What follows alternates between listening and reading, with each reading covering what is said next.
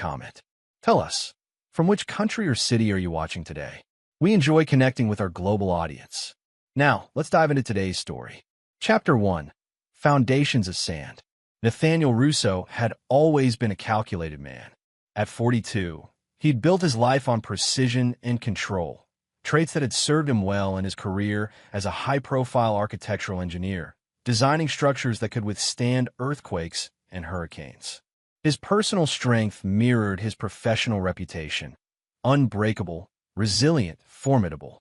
His office walls were adorned with awards and photographs of his most impressive projects. One particular photo stood out: Nathaniel standing next to a massive skyscraper in Seattle, his arm around his wife, Vanessa, and their daughter, Lily, beaming between them. That picture had been taken 5 years ago. They looked happy then. Perhaps they were. Nathaniel's colleagues at Meridian Engineering knew better than to cross him. He was fair but exacting, generous to those who demonstrated loyalty, and ruthlessly efficient at removing obstacles or people who stood in his way. His team respected him, but few claimed to truly know him. Behind his calculating green eyes lay a history few were privy to. Growing up in poverty with an alcoholic father and absent mother, Nathaniel had learned early that trust was a luxury he couldn't afford. His rise from foster care to scholarship student to respected professional had been forged through sheer determination. He hadn't merely climbed the socioeconomic ladder. He'd built it himself, rung by punishing rung. At home, Nathaniel believed he'd created something different, a sanctuary of trust. His wife, Vanessa, with her warm laugh and artistic temperament, had seemed his perfect counterbalance. They met at a charity gala 12 years ago when she'd been working as an event coordinator. Her easy charm had drawn him in, her apparent sincerity cracking the armor he'd spent decades forging. Their daughter, Lily, now 11, had her mother's honey blonde hair but Nathaniel's analytical mind. She excelled in mathematics and science, making her father secretly proud, though he rarely showed it. Nathaniel wasn't demonstrative with his affection, but his provision was unwavering. The sprawling lakeside home, Lily's private school tuition, Vanessa's art studio, all testaments to his commitment. Beneath this carefully constructed facade, however, hairline fractures had been forming. The first indication came 6 months ago when Vanessa enrolled in a local community college art program. "I need something for myself," she'd explained. Nathaniel had nodded, distracted by an upcoming project deadline. He'd missed the significance of her words, the subtle shift in her demeanor. More signs followed. Weekend workshops extended into evening commitments. New friends whose names Nathaniel didn't recognize. Phone calls that ended abruptly when he entered a room. Each incident on its own seemed inconsequential, but together they formed a pattern that his analytical mind couldn't ignore.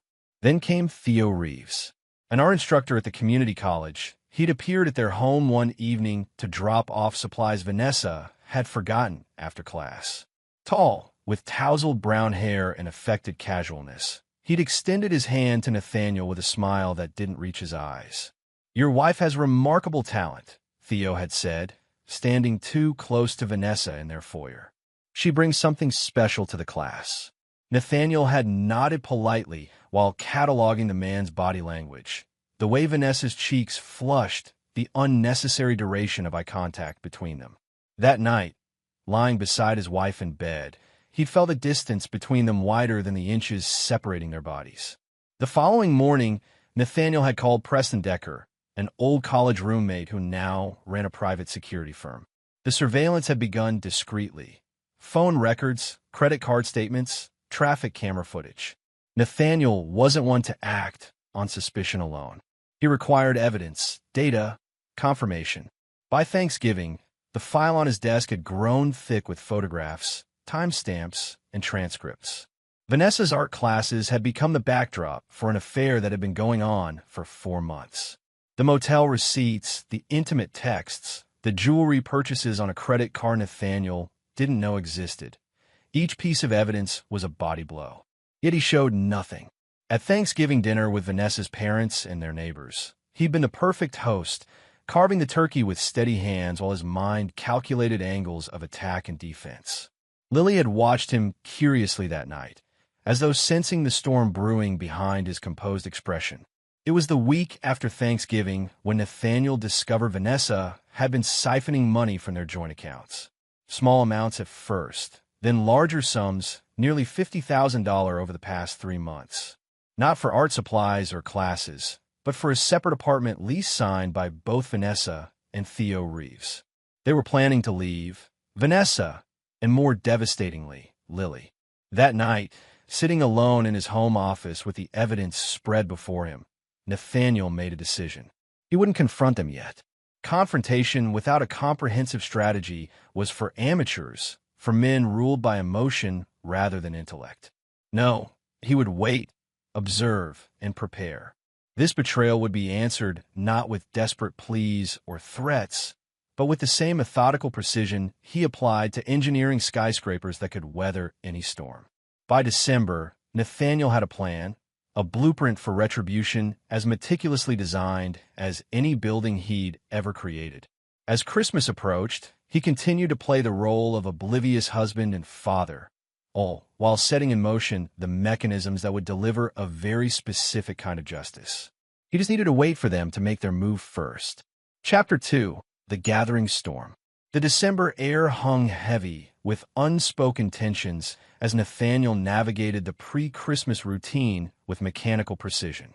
Each morning he rose at 5:30, made coffee for two, and pretended not to notice when Vanessa's cup remained untouched. Their conversations had become transactional, clinical exchanges about household logistics and Lily's school schedule. Lily, perceptive beyond her 11 years, had grown quiet. Her usual enthusiastic retellings of school events had been replaced by watchful silences.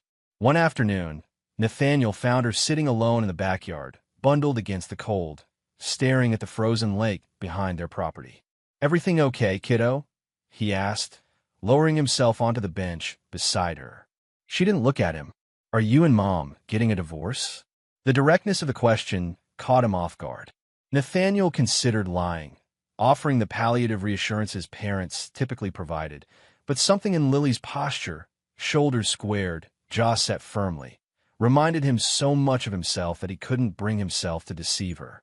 "I don't know yet," he answered honestly, "but whatever happens between your mother and me has nothing to do with how much we both love you." Lily turned to him, then, her green eyes, his eyes, sharp with understanding.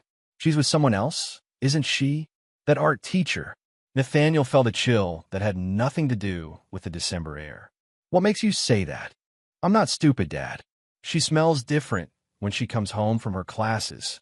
And I saw texts on her phone." Lily's voice remained steady, but her fingers twisted anxiously in her lap. "She said I could go live with them after Christmas, that we'd start a new life. But I don't want a new life." Nathaniel's mind raced, recalculating. He hadn't anticipated that Lily had been brought into Vanessa's plans, or that his daughter would confide in him. This changed things, both simplified and complicated his approach. "Has she introduced you to him?" Nathaniel kept his voice neutral, though rage burned like acid in his chest. Lily nodded. "He took us out for ice cream last month. Mom said you were working late, but you were at that conference in Denver." She looked up at him, something hardening in her young face. "I didn't like him. He talked to me like I was a baby, and he kept touching Mom's hand when he thought I wasn't looking." Nathaniel placed a careful arm around his daughter's shoulders. "I want you to promise me something. If you ever feel unsafe or uncomfortable, you call me immediately. Doesn't matter where I am or what time it is. Understand?" Lily leaned into him slightly, the first genuine connection they'd shared in weeks. "Understand." Later that night, Nathaniel reviewed the security footage Preston had installed throughout their home. He watched as Vanessa slipped into Lily's room, sat on the edge of her bed, and spoke in hushed tones. Though there was no audio, he could read the animation in Vanessa's gestures, the growing discomfort in Lily's posture, the eventual nod that looked more like surrender than agreement. The next day, Nathaniel adjusted his strategy. He called Preston again. "I need eyes on Lily at all times," he instructed. "And I want everything you can get on Theodore Reeves. Not just the affair. I want financial records, educational background, previous relationships, criminal history, if any. Everything. Preston's voice remained professional. Already done most of that. There's something you should know about Reeves. He's not just an art teacher. Before moving here, he had some connections to a high-end art forgery ring in Chicago. Nothing proven, charges dropped, but there were 3 separate investigations. Interesting. Nathaniel's mind began formulating new possibilities. And my wife? What's her involvement? Nothing concrete yet, but there have been unusual transactions from an account in her name to an offshore entity that's appeared in our forgery investigation records before. The pieces shifted in Nathaniel's mental chessboard. He'd assumed the affair was the primary betrayal, but perhaps it was merely the surface layer of something deeper. The money Vanessa had been moving, it wasn't just for a new apartment. It was investment capital. One more thing, Preston added. Reeves has a history with volatile relationships. 2 restraining orders from ex-girlfriends in the past 5 years. Allegations of emotional and physical abuse, though nothing stuck. He's charming until he's not. Nathaniel's grip tightened on the phone. Keep digging. And Preston? Make sure the security detail on Lily is invisible but constant. I don't want Vanessa or Reeves to know they're being watched. The next 2 weeks passed in a blur of preparations. Nathaniel adjusted his work schedule to be home more often, cited a potential client in town to explain his sudden availability. Vanessa seemed simultaneously relieved and irritated by his increased presence, her plans clearly complicated by his watchful eye. 3 days before Christmas, Nathaniel received a call from Preston. We've confirmed it. Reeves has been using your wife's connections to wealthy art collectors, people she met through coordinating those charity galas, to sell forgeries. We've traced 5 sales in the past 3 months alone, totaling just over $2 million. And Vanessa? She's aware. More than aware, she's the broker. Uses her legitimate art background as cover. They've been building this operation for at least 6 months. Nathaniel absorbed this information with cold clarity. What about their plans to leave? Scheduled for Christmas morning. One-way tickets to Buenos Aires for 3. Her, Reeves, and Lily. Departing at 7:30 a.m. Argentina, known for its reluctance to extradite certain types of financial criminals. The final piece clicked into place. Thank you, Preston, Nathaniel said. I'll need those security men we discussed in position by Christmas Eve. Already arranged. Are you sure about this approach, Nate? It's risky. Everything worth doing involves risk, Nathaniel replied, his tone betraying nothing of the calculated fury building inside him. The important thing is making sure the structure can bear the weight of what's coming. On December 23rd, Nathaniel presented Vanessa with an early Christmas gift, a delicate diamond bracelet. Her surprise seemed genuine, quickly replaced by an emotion that might have been guilt or perhaps simply calculation. It's beautiful, she murmured, allowing him to clasp it around her wrist. I thought you could wear it to your parents' house tomorrow night, he said pleasantly. For Christmas Eve dinner. Vanessa's fingers stilled on the diamonds. About that, I was thinking maybe we should stay home this year. Just the 3 of us. Have a quiet Christmas. Nathaniel smiled, the expression not reaching his eyes. Nonsense. Your parents are expecting us. Besides, I've already told them we're coming. He kissed her cheek, noting how she stiffened at his touch. It's our tradition. One last perfect family Christmas. The words hung between them, laden with meaning. For a moment, something like fear flickered across Vanessa's face before she composed herself. Of course, she said finally. One last perfect Christmas. As he turned away, Nathaniel caught sight of his reflection in the window, his expression cool, detached, resolved. The coming storm would reshape everything. And unlike the woman who shared his home but no longer his trust, he was fully prepared for its destructive power.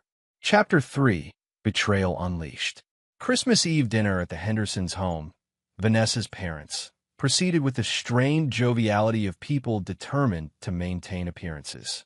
Diana Henderson fussed over the table settings while her husband, Bill, carved the prime rib with military precision, a remnant of his 30 years in the Army. Nathaniel watched Vanessa navigate the evening with practiced grace, laughing at her father's well-worn jokes, complimenting her mother's cooking. Only the occasional darting glance at her phone betrayed her anxiety. Lily sat quietly between her grandparents, picking at her food, her eyes moving between her parents with wary vigilance. "You're awfully quiet tonight, Nate," Bill Henderson remarked, refilling Nathaniel's wine glass. "Year-end projects keeping you busy?" "Just wrapping things up before taking some time off," Nathaniel replied easily. "I've been thinking it might be good for the three of us to take a trip after the holidays. Maybe somewhere warm." Vanessa's fork clattered against her plate. "A trip? You haven't mentioned any trip." Nathaniel smiled. "I wanted it to be a surprise. Part of your Christmas gift." Diana clapped her hands together. "What a wonderful idea. Where are you thinking of going?" "I was considering South America," Nathaniel said, his eyes fixed on his wife. "Argentina, perhaps. I hear Buenos Aires is beautiful this time of year." The color drained from Vanessa's face. Lily looked up sharply, her gaze moving between her parents. "Actually," Vanessa said, her voice unnaturally high, "Lily and I were discussing taking an art tour in Europe next summer." "Weren't we, sweetie?" Lily's expression remained impassive. "You discussed it, Mom." "I said I'd rather go to science camp." An uncomfortable silence descended on the table, broken only when Bill cleared his throat and launched into a story about his own travels in Europe during his military service. Nathaniel nursed his wine, watching Vanessa's composure crack incrementally throughout the remainder of dinner. By the time they arrived home, close to midnight, Vanessa was visibly agitated. She sent Lily upstairs to get ready for bed, then rounded on Nathaniel in the kitchen. "What was that about Argentina?" she demanded, keeping her voice low. Nathaniel leaned against the counter, the picture of casual indifference. "Just making conversation." "Why? Does Argentina mean something to you?" Vanessa's eyes narrowed. "Don't play games with me, Nathaniel." "Games?" He raised an eyebrow. "Like the game where you pretend to take art classes while you're actually meeting your lover? Or perhaps the game where you plan to kidnap our daughter and flee the country on Christmas morning?" The shock on Vanessa's face would have been satisfying if Nathaniel had been capable of feeling satisfaction in that moment. Instead, he felt only cold resolution. "How did you?" "No, I've known for months, Vanessa. Every meeting, every text, every forged painting you and Theodore have sold." He stepped closer. "Did you really think I wouldn't notice? That I wouldn't protect what's mine?" Fear replaced shock in Vanessa's expression. "Nate, you don't understand. Theo and I—" "Save it," Nathaniel cut her off. "I understand perfectly. You found someone who made you feel special, exciting. You decided our life, our family, wasn't enough." His voice remained steady, controlled. "But taking Lily? Involving her in your criminal enterprise? That crosses a line I can't forgive."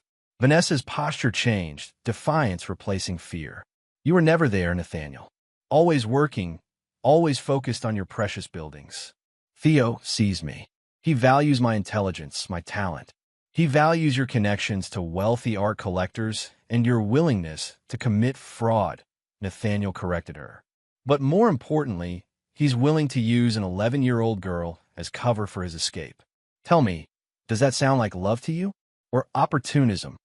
Uncertainty flickered across Vanessa's face before she rallied. "You don't know anything about him. About us. I know he has 2 restraining orders from former partners. I know he left Chicago under investigation for art forgery. I know he's manipulating you just as effectively as you've been manipulating me." Nathaniel moved toward the stairs. "Pack whatever you want to take with you. Be gone by morning. But Lily stays here." Vanessa grabbed his arm. "You can't do this. She's my daughter too. A fact you should have considered before planning to take her to a country with no extradition treaty." Nathaniel removed her hand from his arm.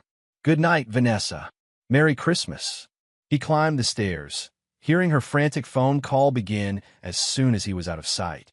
At the top of the landing, he found Lily sitting against the wall, knees pulled to her chest. "You heard all that," he stated rather than asked. She nodded, eyes wide. "Is Mom really a criminal?" Nathaniel sighed, sitting down beside her. "People make bad choices sometimes, especially when they're scared or think they're in love. Were they really going to take me to Argentina tomorrow?" "They had tickets," Nathaniel confirmed. "But that's not going to happen now." Lily was quiet for a moment. Is Mom going to jail? That depends on her, Nathaniel said honestly. And on Theodore. They sat in silence until Lily's head began to nod with exhaustion. Nathaniel guided her to her room, waited until she was settled in bed. Dad, her voice was small in the darkened room. Will you be here when I wake up? Always, he promised. Now get some sleep. It's almost Christmas. Downstairs, Vanessa was still on the phone, her voice urgent and hushed. Nathaniel ignored her, going to his study to call Preston. How soon can your men be here? He asked without preamble. Already in position, Preston replied. You want to move up the timeline? Yes. She's contacting Reeves now. I don't want to wait until morning. Understood. I'll send the signal. Nathaniel hung up and returned to the living room, where Vanessa was furiously shoving items into a bag. Leaving so soon? He asked mildly. I thought you might at least wait to open presents. Go to hell, Nathaniel, she spat. This isn't over. I'll be back for Lily. No, he said simply. You won't. The doorbell rang, startling Vanessa. Nathaniel moved to answer it, revealing two police officers standing on the porch, Preston's private security, men visible in unmarked cars across the street. Mr. Russo, the lead officer inquired. We received a call about a domestic disturbance at this address. That's ridiculous, Vanessa interjected. There's no disturbance here. Actually, Nathaniel said calmly, my wife was just leaving. I believe she's meeting someone. He turned to the officers. Perhaps you could escort her? I'm concerned about her state of mind. She's been making threats. I have not. Vanessa's voice rose sharply. He's lying. He's trying to keep me from my daughter. The officers exchanged glances. One of them stepped forward. Ma'am, why don't we all calm down? Is there somewhere else you can stay tonight? A friend's place, perhaps. This is my house, Vanessa insisted, her composure fracturing. He can't just throw me out on Christmas Eve. Actually, Mrs. Russo, the second officer said, in domestic situations like this, we generally recommend a cooling-off period. If there's somewhere you can go, that would be best for everyone. Vanessa looked frantically between the officers and Nathaniel, realizing she was outmaneuvered. Fine, she snapped, grabbing her bag. I'm leaving. But this isn't over, Nathaniel. Not by a long shot. As she pushed past him toward the door, he leaned close to whisper in her ear. It was over the moment you decided to betray me. You just didn't know it yet. The officers escorted Vanessa to her car, watched as she drove away into the snowy night. One of them returned to speak with Nathaniel. We'll have a patrol car drive by periodically tonight, sir. Just as a precaution. Nathaniel thanked them, knowing Preston's men would provide much more effective surveillance. As the police left, he closed the door and stood alone in the entryway of his too-quiet home. The Christmas tree lights blinked steadily in the corner, illuminating wrapped presents that would never be opened as intended. He climbed the stairs again, checking on Lily before going to the master bedroom. Opening the safe hidden behind a painting, one of Vanessa's early works, ironically, he removed a flash drive and several folders of documents. Everything was in place for tomorrow. Christmas morning would bring no celebration, no family breakfast, no traditional opening of gifts. Instead, it would herald the beginning of Nathaniel Russo's meticulously engineered retribution, a structural collapse designed to bring maximum damage to those who had dared to undermine his foundation. Chapter 4. Shattered Illusions. Christmas morning dawned cold and clear, sunlight refracting through frost-covered windows into the silent house. Nathaniel had barely slept, spending most of the night coordinating with Preston and reviewing the final details of his plan. By 6 a.m., he had confirmation that Vanessa had spent the night at Theodore Reeves' apartment and that their 7:30 a.m. flight to Buenos Aires had been canceled, at his instruction, through channels that couldn't be traced back to him. He made coffee and waited, knowing what would come next. The house security system alerted him to movement at the front door at precisely 6:42 a.m. The camera feed showed Vanessa and Theodore, their expressions tense as they tried the door, found it locked, then moved around to the back entrance. Nathaniel pressed a button on his phone, activating the house's external speaker system. Good morning, Vanessa.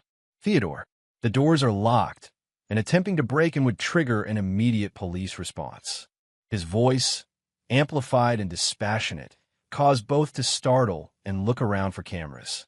If you're here for Lily, you should know she's not available for international travel today or any other day.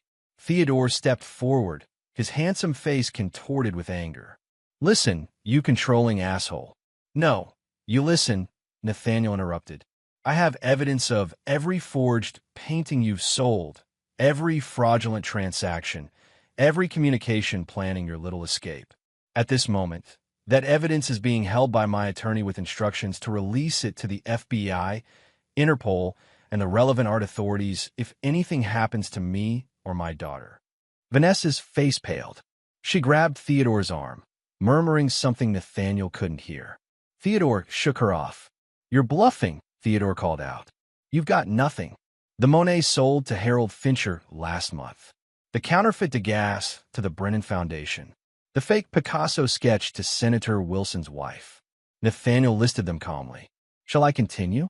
Perhaps mention the offshore account in the Caymans where you've been depositing the proceeds? Or the storage unit in Theodore's mother's name, where you keep your supplies and unsold inventory. The stunned silence that followed told Nathaniel all he needed to know. Vanessa recovered first, stepping closer to the nearest camera. What do you want, Nathaniel? Money? We can pay you. With what? The funds you stole from our joint accounts? Or the proceeds from your crimes? Nathaniel's tone remained even. I'm not interested in your money, Vanessa. What I want is much simpler. I want you both to disappear from my life and Lily's. Permanently. Theodore laughed, an ugly sound. Or what? You'll ruin yourself too? Your wife's involved. Your reputation would be destroyed. A reasonable assumption, Nathaniel conceded. Except for one detail. I've spent the past month ensuring that all evidence points exclusively to you two. Vanessa's involvement appears coerced. A woman manipulated by a predatory man with a history of exactly such behavior. A simple investigation would reveal those restraining orders. Theodore, your pattern. Theodore's face contorted with rage. He lunged toward the back door, slamming his shoulder against it. The reinforced lock held firm. I would strongly advise against property damage, Nathaniel continued. The security system has already alerted the police. They should be arriving in approximately 3 minutes. As if on cue, distant sirens became audible. Vanessa grabbed Theodore's arm, pulling him away from the door. This isn't over, Theodore shouted toward the camera. You think you've won, but you have no idea who you're dealing with. Actually, I know exactly who I'm dealing with, Nathaniel replied. A second-rate artist who turned to forgery because his own work never measured up. A man who seduces vulnerable women, exploits their connections, then discards them when they're no longer useful. Your pattern is remarkably consistent, Theodore. The sirens grew louder. Vanessa's expression shifted from anger to fear. Nate, please, she pleaded, a calculated tremor in her voice. Think about Lily. She needs her mother. You forfeited that consideration when you planned to use her as cover for your escape, Nathaniel responded. The police will be here momentarily. I suggest you both leave unless you want to explain why you're attempting to break into my home on Christmas morning. Theodore grabbed Vanessa's arm roughly, dragging her toward the side gate. This isn't finished, Russo. Nathaniel watched through the security feed as they hurried to Theodore's Audi parked a block away, pulling out just as a patrol car turned onto the street. Perfect timing, as he'd arranged with Preston's contact in the local police department. Upstairs, he heard Lily's door open. Switching off the security monitor, he went to the kitchen to prepare breakfast, arranging his features into a calm expression before his daughter appeared in the doorway, still in her pajamas. Merry Christmas, Lily, he said, setting a plate of pancakes on the counter. Hungry? She looked around the empty kitchen. Where's Mom? She decided to spend Christmas with her friend, Nathaniel replied carefully. It's just us today. Lily climbed onto a stool at the counter, her expression far too serious for a child on Christmas morning. I heard voices outside, and sirens. Nathaniel hesitated, then decided on honesty. Your mother and Theodore came by. They wanted to take you with them, but I didn't think that was a good idea. Because they're criminals? Lily asked bluntly. Because they wanted to take you to another country without discussing it with me, Nathaniel corrected. The other issues are complicated adult problems that you don't need to worry about. Lily poked at her pancakes. Are you going to send Mom to jail? The question caught Nathaniel off guard. Not because of its content, but because of the detached curiosity in his daughter's tone. No tears, no distress, just analytical inquiry, so like his own approach. That depends on what happens next, he answered truthfully. I've given her a chance to make better choices. Lily nodded, seemingly satisfied with this answer. Can we still open presents? Of course. Nathaniel managed a smile. That's what Christmas is for, right? They moved to the living room, where the pile of wrapped gifts seemed excessive in the absence of 1/3 of their family. Lily opened her presents methodically, expressing appropriate gratitude for each item, but without the exuberance of previous years. Nathaniel found her restraint both admirable and heartbreaking. When the last gift had been unwrapped, Lily looked around the room, then up at her father. There's nothing for Mom. She probably took her gifts with her, Nathaniel said, trying to soften the blow. Lily shook her head. No, I saw her wrapping stuff last week. There was a big box with my name on it. She stood, moving to the hall closet, and pulled out a large package wrapped in silver paper. Here it is. Nathaniel felt a flicker of unease. Maybe we should wait. But Lily was already tearing away the paper, revealing a plain cardboard box. She opened it and removed an envelope, then a framed photograph of herself with Vanessa and Theodore at what appeared to be an amusement park, an outing Nathaniel had known nothing about. Beneath it lay brochures for international schools in Buenos Aires. What is this? Lily asked, her voice small. Nathaniel took the envelope from her hands, opening it to find airline tickets and Argentine visa applications with Lily's and Vanessa's names. There was also a handwritten note. Lily, by the time you open this, we'll be starting our new adventure. Theo has friends in Argentina who can help us build a wonderful new life. I know you'll miss your father, but sometimes adults grow apart. You'll understand when you're older. Theo is so excited to be your new dad. Love, Mom. Nathaniel carefully folded the note, his composure threatening to crack for the first time.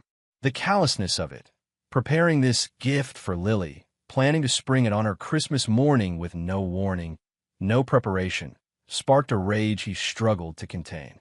Lily stared at the items spread before her, her expression unreadable. Then, with deliberate movements, she gathered everything and walked to the fireplace where a small fire was burning. One by one, she fed the brochures, the photo, and finally the note into the flames. Lily, Nathaniel began, uncertain what to say. It's okay, Dad, she said, her voice steadier than his would have been.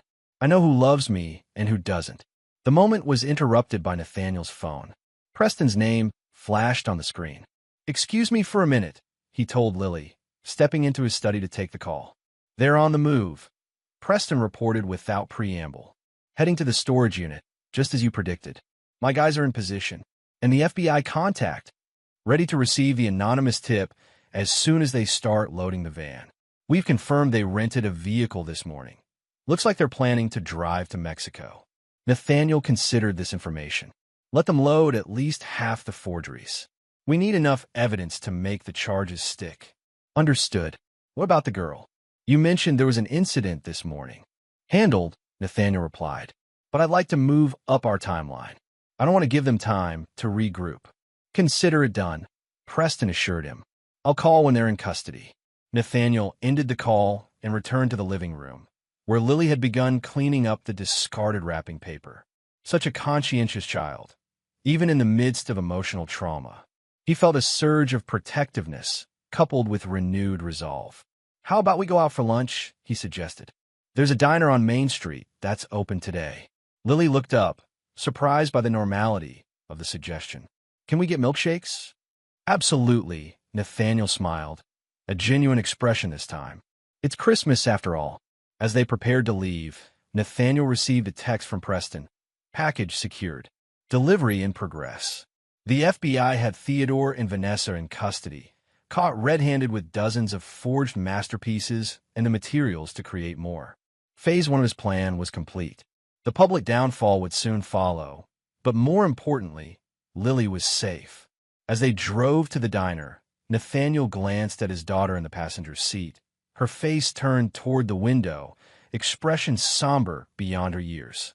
"It's going to get better," he promised. "Not today, maybe not tomorrow, but it will get better." Lily turned to look at him, her green eyes, his eyes, wise and evaluating. "I know, Dad," she said simply. "We're going to be okay." For the first time since discovering his wife's betrayal, Nathaniel believed it might be true. Chapter 5. Broken Foundations. New Year's Eve arrived with a flurry of media attention following the arrests of Theodore Reeves and Vanessa Russo. The art forgery scheme had made national headlines, particularly given the high-profile victims and a dramatic Christmas Day raid on a storage facility filled with counterfeit masterpieces. Nathaniel had kept Lily insulated from the worst of it, sending her to stay with her grandparents for a few days while he dealt with the immediate fallout. Bill and Diana Henderson had been devastated by their daughter's actions, their initial disbelief giving way to anger and shame as evidence mounted. They had welcomed Lily with open arms, their devotion to their granddaughter unwavering despite the turmoil. Nathaniel sat in his attorney's office, reviewing the latest developments. Maxwell Ortiz, a sharp-featured man with 30 years of experience navigating high-stakes legal battles, tapped a folder on his desk. "The prosecution has a solid case against Reeves," Maxwell explained. "Multiple counts of fraud, forgery, conspiracy, interstate transport of stolen property. He's looking at 15 to 20 years minimum." "And Vanessa?" Nathaniel asked, his tone neutral. Maxwell's expression tightened. "That's more complicated. Her attorney is pushing a narrative that she was manipulated, coerced. They're highlighting Reeves' history with women, suggesting she feared for her safety and Lily's if she didn't cooperate." Nathaniel's jaw clenched. "That's absurd. She was an active participant." "Perhaps, but perception matters in these cases. A frightened mother, a controlling lover with a history of abuse allegations. It's a sympathetic story." Maxwell leaned forward. "The real issue is her continued insistence on shared custody of Lily. Despite everything, she's fighting for access to her daughter." This was expected, though still infuriating. Nathaniel had already set countermeasures in motion, but he needed to appear appropriately concerned. "What are our options?" "We emphasize the Argentina plan," Maxwell replied. "The fact that she was prepared to take Lily out of the country without your knowledge or consent. The visa applications, the international school brochures, they're damning evidence of parental kidnapping intentions." Nathaniel nodded. "And the forgery involvement? We argue that she exposed Lily to criminal enterprise, created an environment of moral hazard." The prosecutors are receptive to this angle, particularly given the scale of the operation. Their discussion was interrupted by Maxwell's assistant announcing a call from the district attorney's office. Maxwell excused himself, leaving Nathaniel alone with his thoughts. The plan was progressing as designed, but Nathaniel found himself troubled by Lily's withdrawal over the past week. She'd become increasingly quiet, spending hours in her room with her books and computer. When questioned, she insisted she was fine, but the shadow behind her eyes told a different story. Maxwell returned, his expression grim. "There's been a development. Vanessa is offering to testify against Reeves in exchange for leniency." "What kind of leniency?" "Reduced charges, probation instead of jail time, and, this is the sticking point, supervised visitation with Lily." Nathaniel stood, moving to the window that overlooked the city. "Is the DA receptive?" "They're considering it. Reeves is the bigger fish, and Vanessa's testimony would strengthen their case considerably." Maxwell paused. "There's something else. Reeves is claiming you framed them both, that you planted evidence and orchestrated the entire situation out of jealousy." A calculated response. Nathaniel had anticipated this move, had prepared for it. "And what proof does he offer for this absurd claim?" "None so far. But his attorney is requesting detailed financial records from both you and Vanessa, looking for irregularities in the months leading up to the arrests." "They won't find anything," Nathaniel stated with certainty. He'd been meticulous, using untraceable channels for his activities. "Grant them whatever they request. I have nothing to hide." Maxwell studied him carefully. "Are you sure about that?" "Even the most careful man leaves traces." "I'm not most men," Nathaniel replied. "My focus has always been protecting Lily." Nothing more. When he returned home that afternoon, Nathaniel found Lily sitting at the kitchen counter, her school tablet open to a news article about the case. She looked up as he entered, her expression carefully controlled. "Why didn't you tell me Mom might go to jail?" she asked without preamble. Nathaniel sighed, setting down his briefcase. "I was hoping to shield you from the worst of this, Lily. I'm not a baby dad. I can handle the truth." Her chin lifted defiantly. "The kids at school are talking. They're saying Mom and her boyfriend are criminals, that they stole millions of dollars." "It's complicated." "Is it true?" Lily interrupted. "Did Mom really help him steal all that money?" Nathaniel considered his response carefully. Lily deserved honesty, but he needed to balance truth with age-appropriate explanations. "Your mother made some very bad choices," he said finally. "She got involved with a man who convinced her to do things that were wrong and illegal. They sold fake paintings to people who thought they were buying real, valuable art." Lily processed this, her analytical mind visibly working through the implications. "And they were going to take me to Argentina because they were running away from getting caught." "Yes," Nathaniel confirmed. "That appears to have been the plan." "Would we ever have come back?" The question cut straight to Nathaniel's core fear. "I don't know, sweetheart. I hope your mother would have realized how much you need both parents. But she didn't care what I needed," Lily interrupted, her voice cracking for the first time. "She was just going to take me away from you, from school, from Grandma and Grandpa. She didn't even ask what I wanted." Nathaniel moved to embrace his daughter, but she slid off the stool, stepping back. "I heard you on the phone," she said, her eyes suddenly hard. "You knew what they were doing for a long time, didn't you? You were watching them, gathering evidence." Nathaniel felt a chill at the accusation in her tone. "I was trying to understand what was happening, yes. Why didn't you stop them sooner? Before Christmas?" "Before." She broke off, swallowing hard. "I needed to be sure," Nathaniel explained, choosing his word with care. "Adult relationships are complicated, Lily. I wanted to give your mother every chance to make better choices." Lily shook her head. "You wanted revenge. You wanted to hurt her like she hurt you." The perceptiveness of the statement left Nathaniel momentarily speechless. There was truth in her words, more than he cared to admit, even to himself. "I wanted justice," he corrected gently. "And most importantly, I wanted to keep you safe." "I don't feel safe," Lily said quietly. "I feel like everything is broken and no one's telling me the whole truth." Before Nathaniel could respond, his phone rang.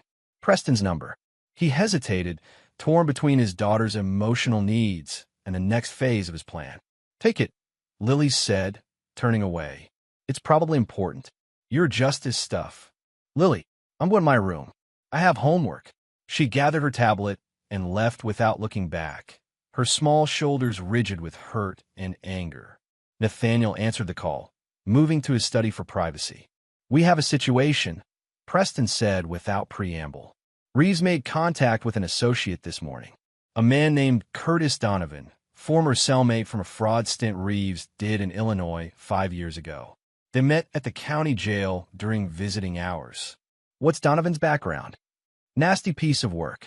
Specializes in intimidation, blackmail. Did time for aggravated assault and extortion. He's been watching your house." Nathaniel's blood ran cold. "When?" "My guys spotted him doing drive-bys yesterday and today. He also followed Lily's school bus this morning." "Increase security immediately," Nathaniel ordered.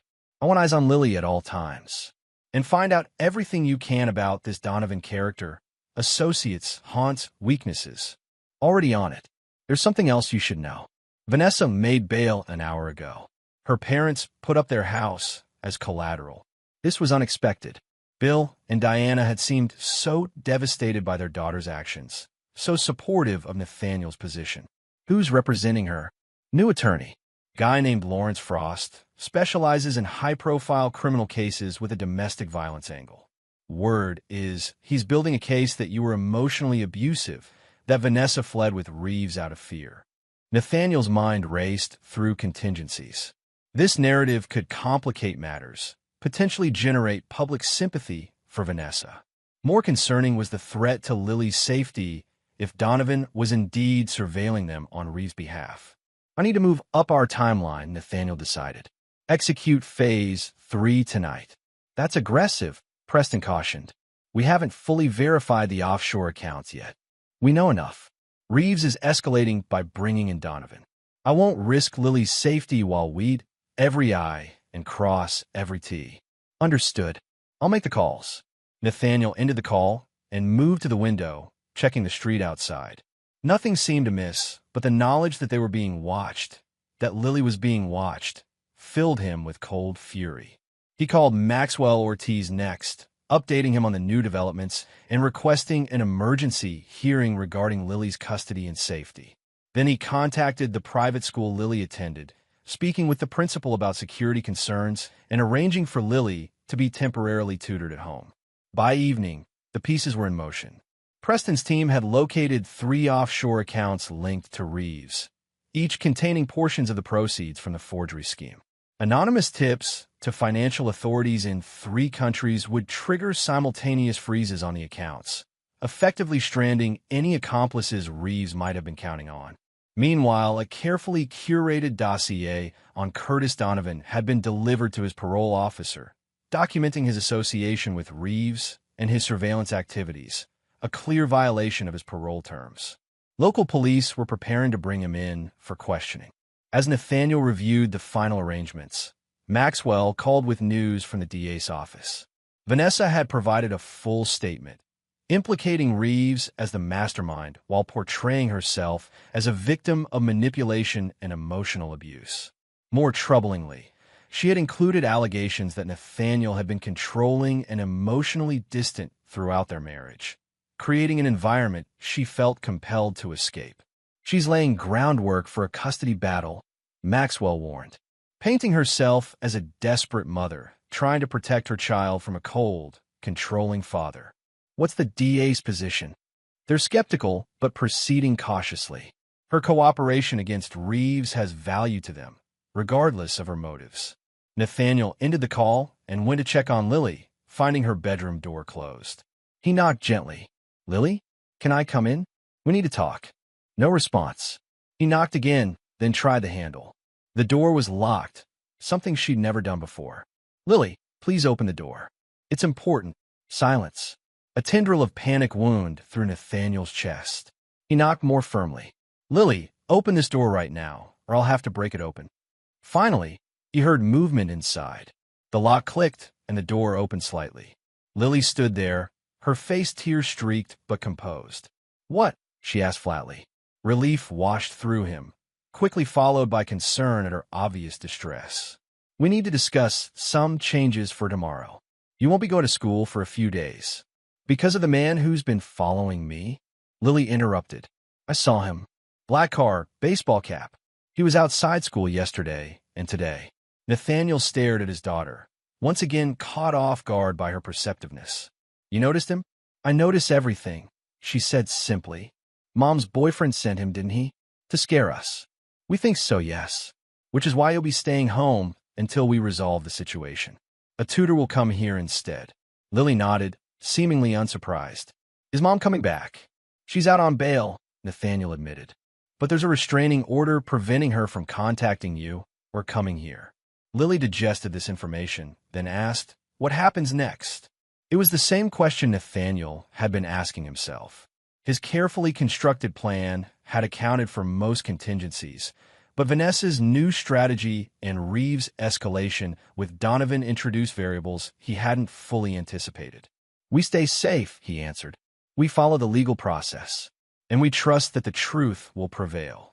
Lily studied him with those penetrating green eyes that missed nothing. You're going to hurt them back, aren't you? Mom and her boyfriend. You're planning something. Nathaniel maintained his composure, though inwardly he marveled at his daughter's intuition. I'm ensuring justice is served, Lily. Nothing more. Justice or revenge? She asked, echoing her earlier accusation. What's the difference? It was a profound question from an 11-year-old, one that struck at the heart of Nathaniel's motivations. He had told himself his actions were about protection, about justice, but the satisfaction he felt at each stage of Vanessa and Theodore's downfall suggested otherwise. Sometimes there isn't much difference, he admitted finally, but my priority has always been keeping you safe. Lily seemed to accept this, nodding slightly. Okay. Good night, Dad. She closed the door before he could respond. Nathaniel stood there for a moment, unsettled by the conversation. His daughter was watching him, judging his actions against his words, developing her own moral framework in the midst of this chaos. He needed to be careful about the example he was setting, the lesson she was learning about power, retribution, and forgiveness. Yet even as this thought formed, he returned to his study to finalize the next phase of Theodore Reeves' destruction. By midnight, everything was in place. Anonymous tips had been delivered to financial authorities in the Cayman Islands, Switzerland, and Panama. Curtis Donovan had been detained for parole violations. A detailed dossier on Theodore Reeves' forgery operation had been leaked to a prominent investigative journalist, ensuring continued media attention. As New Year's Eve celebrations played out across the city, Nathaniel Russo sat alone in his study, a glass of whiskey in hand, reviewing what remained of his plan. The foundations of Vanessa and Theodore's lives were crumbling, just as his own had when he discovered their betrayal. Yet the hollow victory brought him less satisfaction than anticipated. Upstairs, his daughter slept, or pretended to sleep, carrying emotional wounds that might never fully heal. The collateral damage of his retribution was becoming apparent, casting shadows over the justice he'd so meticulously engineered. As midnight approached, Nathaniel made a call, not to Preston or Maxwell, but to Diana Henderson, Vanessa's mother. "I need to speak with you and Bill," he said when she answered. "About Lily and about Vanessa." "Now?" Diana sounded surprised. "It's almost midnight. Tomorrow then. Early. Before you visit Vanessa again." A pause. "How did you know we were visiting her?" "The same way I know about the bail money. The same way I know about everything, Diana." Nathaniel kept his voice level. "I'm not your enemy, but I need to ensure we're all prioritizing Lily's well-being in what comes next." Another pause, longer this time. "Bill and I love Lily more than anything. You know that." "I do, which is why we need to talk about the future and about the story Vanessa is constructing with her new attorney." Diana sighed, a sound heavy with resignation. 9 a.m. "We'll be there." Nathaniel ended the call and moved to the window, watching as fireworks began to illuminate the night sky, heralding the arrival of a new year. A clean slate for some, but for him and Lily, merely the next phase in a carefully orchestrated reckoning. The question Lily had posed lingered in his mind. Justice or revenge? Perhaps the answer lay not in the actions themselves, but in what remained when the dust settled, and whether anything could be rebuilt from the ruins of broken trust. Chapter 6. The Devil's Bargain. "She's a pathological liar." Diana Henderson's voice quavered with emotion as she sat across from Nathaniel in his living room the following morning. January 1st. A day for fresh starts that instead found them excavating painful truths. "I love my daughter, but I can't ignore what she's done." Bill Henderson, ramrod straight in his armchair, nodded grimly. "We raised her better than this. The story she's telling now, about you being controlling, about feeling trapped, they don't match the woman who gushed about her wonderful husband for 10 years. Nathaniel had invited Vanessa's parents over while Lily was still asleep, needing to understand their position and secure their support before the next phase of his plan. "Yet you paid her bail," Nathaniel observed, keeping his tone neutral. Diana and Bill exchanged glances. "She's still our daughter," Diana said quietly. "We couldn't bear the thought of her in jail, regardless of what she's done. But that doesn't mean we support her actions or her lies." "What exactly is she saying?" Nathaniel asked, though Preston had already provided him with detailed reports of Vanessa's statements. Bill's jaw tightened. "That you were emotionally abusive, controlling with money, isolating her from friends, dismissive of her art. That she felt trapped and afraid, and Reeves offered her a way out. And you don't believe this narrative?" "Of course not," Diana answered firmly. "We've seen how you've treated her for 12 years, with respect, generosity, support. The vacations, the art studio you built her, the way you've encouraged her career. These aren't the actions of an abusive husband." Nathaniel nodded, relieved by their conviction despite having expected it. "I'm concerned about how these allegations will affect Lily. She's already struggling with her mother's betrayal. Hearing Vanessa paint me as some kind of monster will only confuse her further. Which is why we're here, Bill interjected. We want you to know that we stand with you and Lily. We won't support Vanessa's attempts to rewrite history or gain custody, even if it means testifying against your daughter, Nathaniel asked, watching their reactions carefully.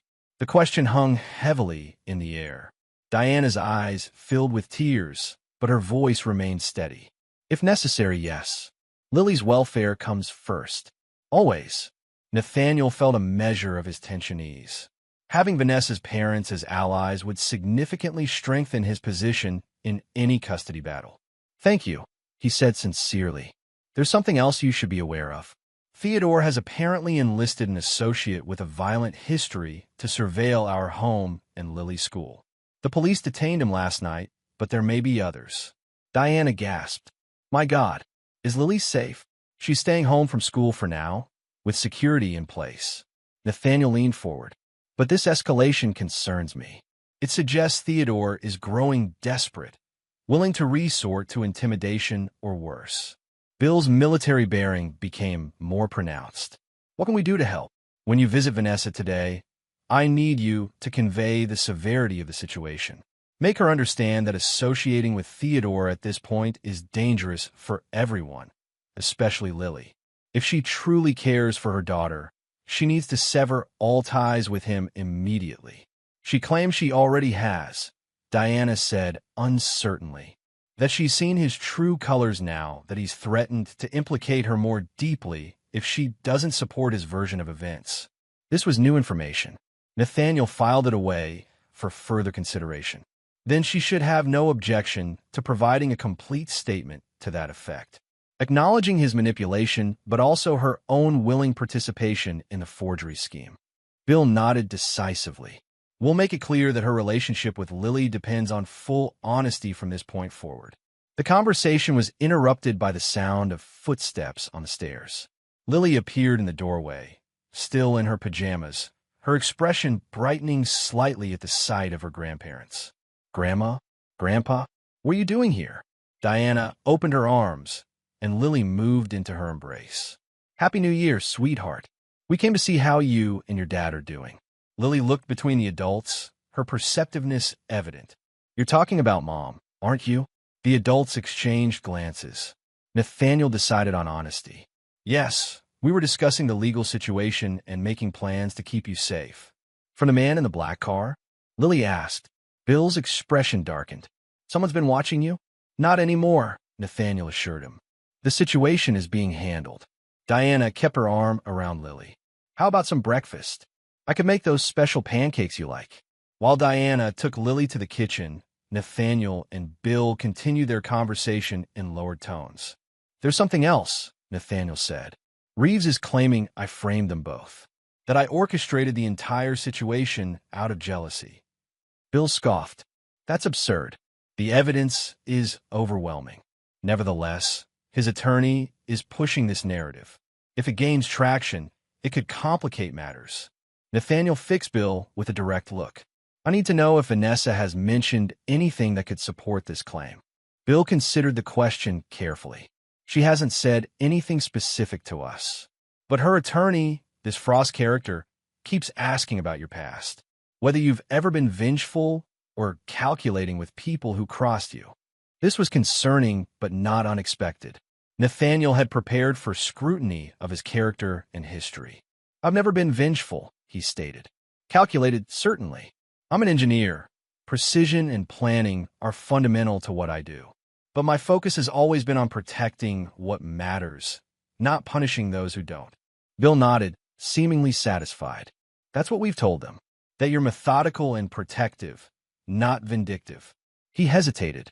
Though I must admit, if someone had done to me what Vanessa and Reeves did to you, I might not have been so measured in my response.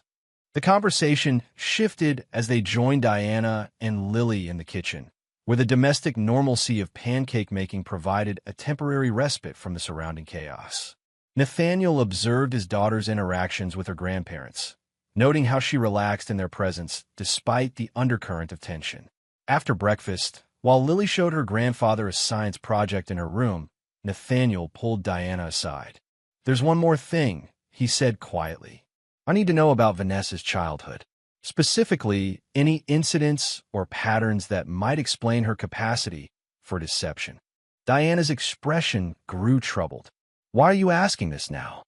"Because understanding her psychological makeup could be crucial in predicting her next moves," Nathaniel explained. "And because Lily has Vanessa's DNA. If there are inherited tendencies towards certain behaviors, I need to be aware." Diana glanced toward the stairs, ensuring they wouldn't be overheard. There were issues. From an early age, small lies at first, then elaborate fabrications. A psychiatrist once mentioned potential borderline traits, but we never pursued a formal diagnosis. Bill's military career meant frequent moves, and mental health wasn't discussed as openly then. And as an adult, she seemed to outgrow the worst of it, Diana said hesitantly. Or perhaps just became better at hiding it. There were incidents in college, accusations of plagiarism, a roommate who claimed Vanessa had stolen from her. But nothing conclusive. This information filled in gaps in Nathaniel's understanding of his wife. He'd witnessed her occasional embellishments, her selective recounting of events, but had attributed these to an artistic temperament rather than a deeper pattern of deception. "Thank you for your honesty," he said. "This helps me understand what we're dealing with." After the Hendersons left, promising to speak with Vanessa about severing ties with Theodore, Nathaniel received a call from Preston. "Donovan's been released," Preston reported. "Insufficient evidence to hold him on a parole violation. But we've got eyes on him. And the offshore accounts? Frozen, as planned. Authorities in 3 countries are investigating. Reeves won't be accessing those funds anytime soon, if ever." Nathaniel processed this information. "What's our intelligence on Vanessa's movements?" "She spent last night at a hotel downtown. Made several calls to Reeves at the county jail, plus one to her attorney. This morning she checked out and went to a rental property in Oak Ridge Heights. Small house, monthly lease, paid in cash. Interestingly, the lease was signed 3 weeks ago. Before Christmas," Nathaniel noted. "A contingency plan in case their Argentina scheme failed." "Exactly. And here's where it gets interesting. The rental agreement lists 2 tenants, Vanessa Russo and Curtis Donovan. The implications were immediate and disturbing. So Donovan isn't just Reeves' associate. He's directly connected to Vanessa as well. It appears so. We're still piecing together the relationship, but preliminary information suggests they may have known each other before, possibly through Reeves. This changed the dynamics significantly. If Vanessa had her own connections to Donovan, independent of Theodore, her claims of being manipulated by Reeves became even less credible. "I want round-the-clock surveillance on that rental property," Nathaniel instructed, "and enhanced security here. If Vanessa and Donovan are working together, Lily could be at greater risk than we thought." After ending the call, Nathaniel found Lily in the living room, organizing her school materials for the tutor who would arrive the next day. "Who was that?" she asked, looking up from her books. "Just business," Nathaniel replied automatically, then reconsidered. Lily deserved more transparency than that. "Actually, it was about security. We're taking extra precautions for a while." Lily nodded, unsurprised. "Because of Mom and her boyfriend?" "Yes, and possibly others connected to them. Others like the man in the black car?" Nathaniel sat beside her on the couch. "Lily, I promise you're safe. I won't let anyone harm you." She studied him with those unervingly perceptive eyes. "I know. You always have a plan." Then, after a pause, "Dad, if Mom really did all these bad things, why isn't she in jail like her boyfriend?" It was a fair question, one that had been troubling Nathaniel as well. The legal system is complicated. Sometimes people get bail while they wait for trial. And sometimes, if they help the authorities catch bigger criminals, they get lighter punishments. So, Mom might not go to jail at all, even though she helped steal all that money. That's possible, yes. Nathaniel chose his words carefully. But even if she doesn't go to jail, there will be consequences. Legal restrictions, financial penalties, a criminal record. Lily considered this. What about me?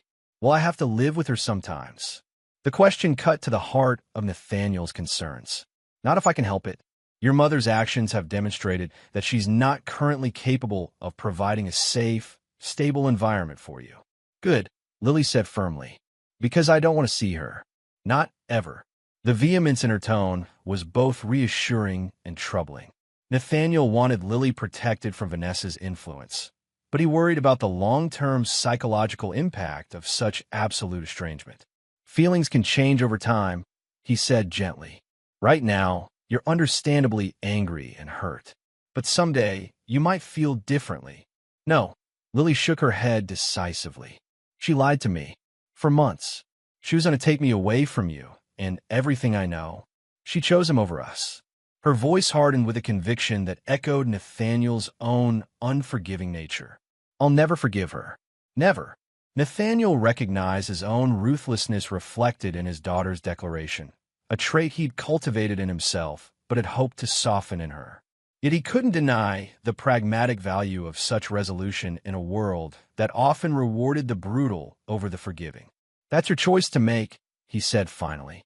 Just know that I'll support you whatever you decide, now or in the future.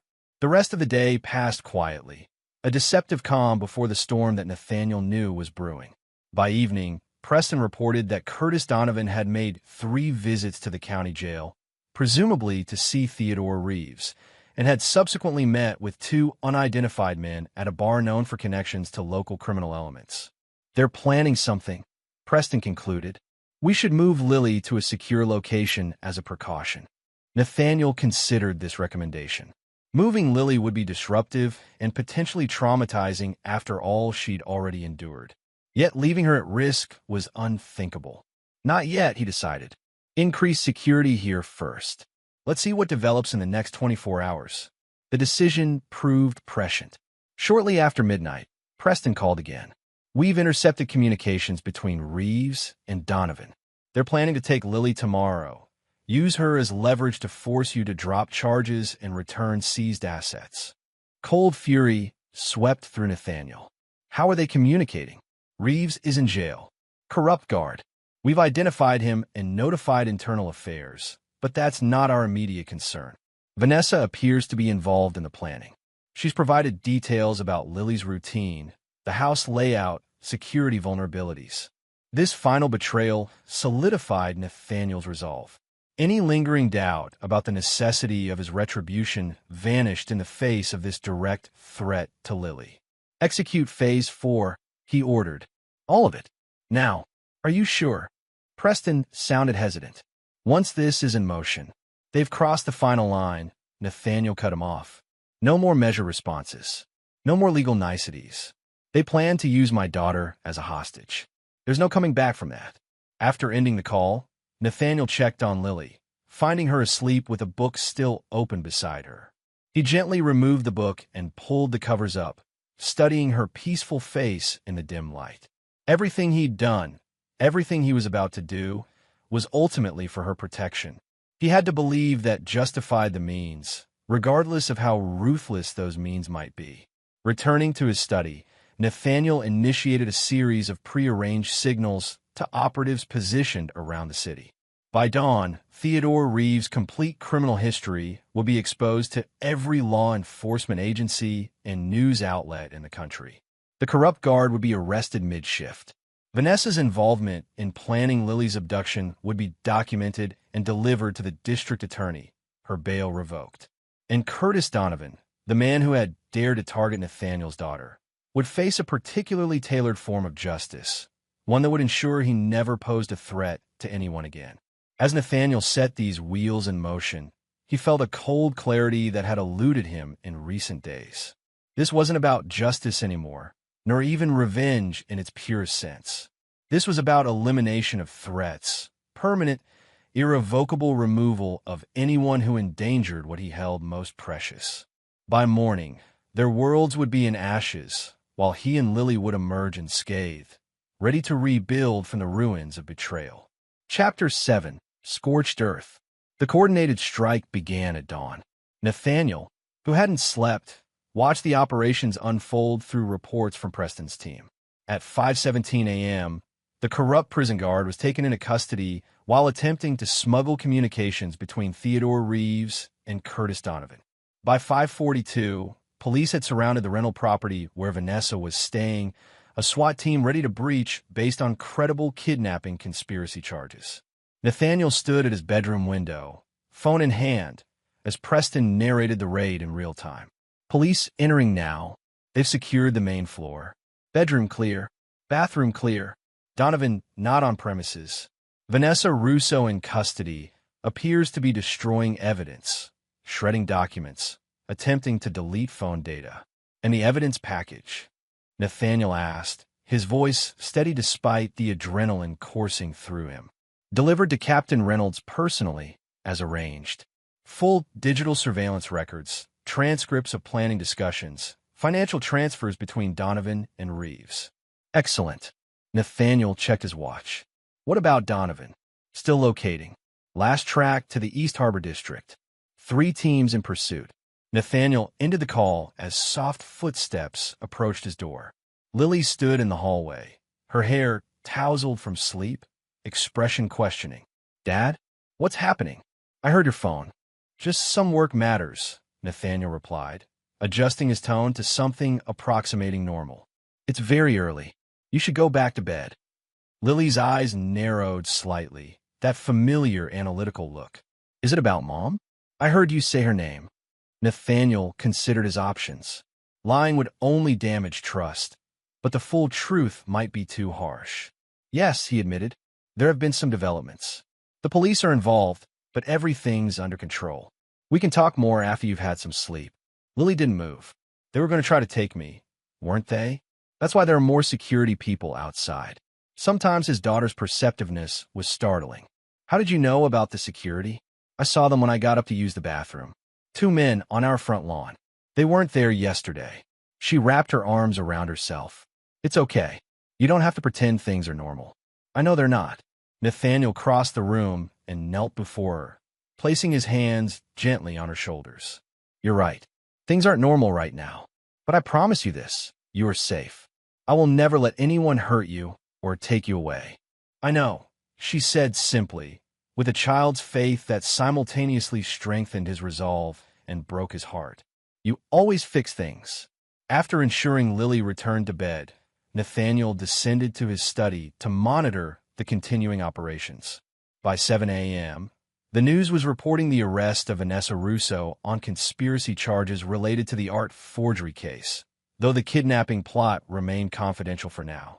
Maxwell Ortiz called it 7:30, voice tight with urgency. The DA wants to meet immediately. This kidnapping conspiracy changes everything. How so? Nathaniel asked, though he knew precisely how his carefully planted evidence would be interpreted. They're revoking Vanessa's bail, adding multiple felony counts. The deal she was negotiating is off the table. And they're particularly interested in the financial transactions between her and Donovan dating back 6 months. Another piece of manufactured evidence, designed to establish a long-term criminal relationship independent of Theodore Reeves. I'll be there in an hour, Nathaniel confirmed. Have they located Donovan yet? Not yet, but with his face on every patrol car computer in the city, it's just a matter of time. Nathaniel had other measures in place to ensure Curtis Donovan would be found, and found in a very specific condition, with very specific evidence in his possession. Preston's specialized team was seeing to those details even now. While arrangements were made for Diana Henderson to stay with Lily during his absence, Nathaniel prepared for the meeting with the district attorney. He selected a conservative suit, his demeanor calibrated to project the appropriate mix of concern and righteous anger of a father whose child had been targeted. As he was leaving, Lily emerged from her room, now fully dressed despite the early hour. You going to talk to the police about Mom? She asked. Yes. There are some important matters to discuss. Nathaniel straightened his tie. Grandma Diana will be here soon to stay with you. Lily nodded, then asked unexpectedly, Are you going to make sure Mom never comes back? The directness of the question gave Nathaniel pause. The legal system will determine the consequences for your mother's actions. But you're helping them, Lily persisted. You have evidence and stuff. Preston told you about the raid this morning. Nathaniel felt a flash of concern at how much Lily had overheard. Preston works for me on security matters, he said carefully. Given the situation, it's important we stay informed.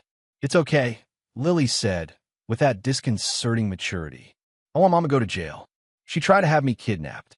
The vindication in her tone was familiar, a mirror of his own ruthless certainty. For the first time, Nathaniel wondered if his actions were inadvertently molding Lily in his image, teaching her that calculated retribution was the appropriate response to betrayal.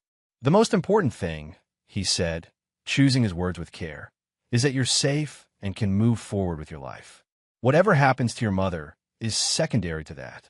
Lily considered this, then nodded. Okay, but I still hope she goes to jail for a long time. The meeting with District Attorney Eleanor Walsh and her team was held in a conference room at the Justice Center, the atmosphere grave as they reviewed the evidence against Vanessa and her co-conspirators. The communication logs are damning. Walsh noted, a steel-haired woman with 3 decades of prosecution experience. Explicit discussions of using the child as leverage, identifying security vulnerabilities, planning extraction routes. Assistant DA James Morales nodded. And the financial trail connects all 3 defendants conclusively. Wire transfers from Reeves to Donovan, and from Vanessa to both men, dating back months before the forgery scheme became operational. Maxwell Ortiz, seated beside Nathaniel, leaned forward. Given these developments, what additional charges are being considered? Walsh closed the file before her. Conspiracy to commit kidnapping. Criminal solicitation. Obstruction of justice. We're also exploring RICO applications, given the pattern of organized criminal activity. And bail? Maxwell asked. Revoked for Mrs. Russo as of this morning. She'll remain in custody pending trial, which we're pushing to fast-track given the severity of the charges. Nathaniel maintained a composed exterior while satisfaction bloomed within. Everything was proceeding as designed. Each piece of fabricated evidence building upon genuine crimes to create an insurmountable case. What about my daughter's safety? He asked, playing his role perfectly. This Donovan individual is still at large. Walsh's expression softened slightly. We have alerts across 3 states. Every law enforcement agency is looking for him. In the meantime, I'd recommend continued private security and limited public exposure for your daughter. The meeting concluded with assurances of regular updates and requests for Nathaniel to remain available for further questioning as needed. As they left the Justice Center, Maxwell pulled Nathaniel aside. This evidence package is remarkably comprehensive, he observed quietly. Almost as if someone had been monitoring these individuals for months, anticipating exactly what they might do. Nathaniel met his attorney's gaze steadily. I've always believed in being prepared for contingencies. When Vanessa's affair first came to light, I engaged appropriate security measures. The fact that those measures captured subsequent criminal planning is fortunate, wouldn't you say? Maxwell held his gaze for a long moment. Fortunate indeed, he finally replied, though one might wonder about the timing and convenience of certain discoveries. One might, Nathaniel acknowledged. But proving such wondering would be another matter entirely. A thin smile crossed Maxwell's face. Precisely why you retain my services, Nathaniel. Shall we discuss next steps over lunch? They were halfway through their meal at an upscale restaurant near the Justice Center when Preston called. Donovan has been located, he reported tersely. Condition as arranged. Evidence in place. And containment? Nathaniel asked, maintaining a neutral expression for Maxwell's benefit. Complete. Anonymous tip to police dispatched 3 minutes ago. They should be arriving at the location momentarily. Excellent. Keep me informed. Nathaniel ended the call, returning his attention to Maxwell, who studied him with knowing eyes. Good news? The attorney inquired. A development in the Donovan situation, Nathaniel replied. It appears he's been located by authorities. What he didn't share was the precise nature of that location, an abandoned warehouse in the industrial district, where Donovan had been found unconscious, surrounded by detailed plans for Lily's abduction, surveillance photos of their home, and most damning of all, equipment intended for restraining a child. The official narrative would report that Donovan had been injured in a fall while attempting to evade capture. The reality involved Preston's specialized team and methods that would never be documented. By mid-afternoon, news of Donovan's capture dominated local headlines. Nathaniel returned home to find Diana Henderson sitting with Lily at the kitchen counter, both of them working on a jigsaw puzzle. "You're back early," Diana observed, her expression questioning. "Some developments required my attention here," Nathaniel explained, setting down his briefcase. "How's everything been?" "Quiet," Diana replied. "Lily's been a perfect host. We've been working on this puzzle most of the morning." Lily looked up, studying her father's face with that penetrating gaze. "Did they catch the bad man? The one who was watching our house?" Nathaniel nodded, again impressed by how much his daughter discerned from minimal information. "Yes, they did. He won't be bothering us anymore." "Good," Lily said decisively, returning to her puzzle piece. "Can we have pizza for dinner?" The casual shift in topic, from potential kidnappers to dinner preferences, highlighted the resilience of children, their ability to compartmentalize trauma in ways adults often couldn't. Yet Nathaniel knew the apparent adjustment masked deeper wounds that would require careful attention. After Diana left, promising to return the next day, Nathaniel received another call from Preston. "Reeves is demanding a meeting," Preston reported. "Says he has information you'll want to hear." "Regarding what?" Nathaniel asked, moving to his study for privacy. He wouldn't specify, only said it concerns mutual interests, and that time is of the essence. Nathaniel considered the request. Theodore Reeves was effectively neutralized, facing decades in prison with no realistic path to freedom. What could he possibly offer that would be of value? Arrange it, Nathaniel decided. Maximum security protocols. No recording devices. No witnesses except for Preston himself. The meeting was set for the following morning at the county jail. Nathaniel spent the evening with Lily, maintaining a facade of normalcy while his mind calculated possibilities. Was Reeves hoping to bargain? Threaten?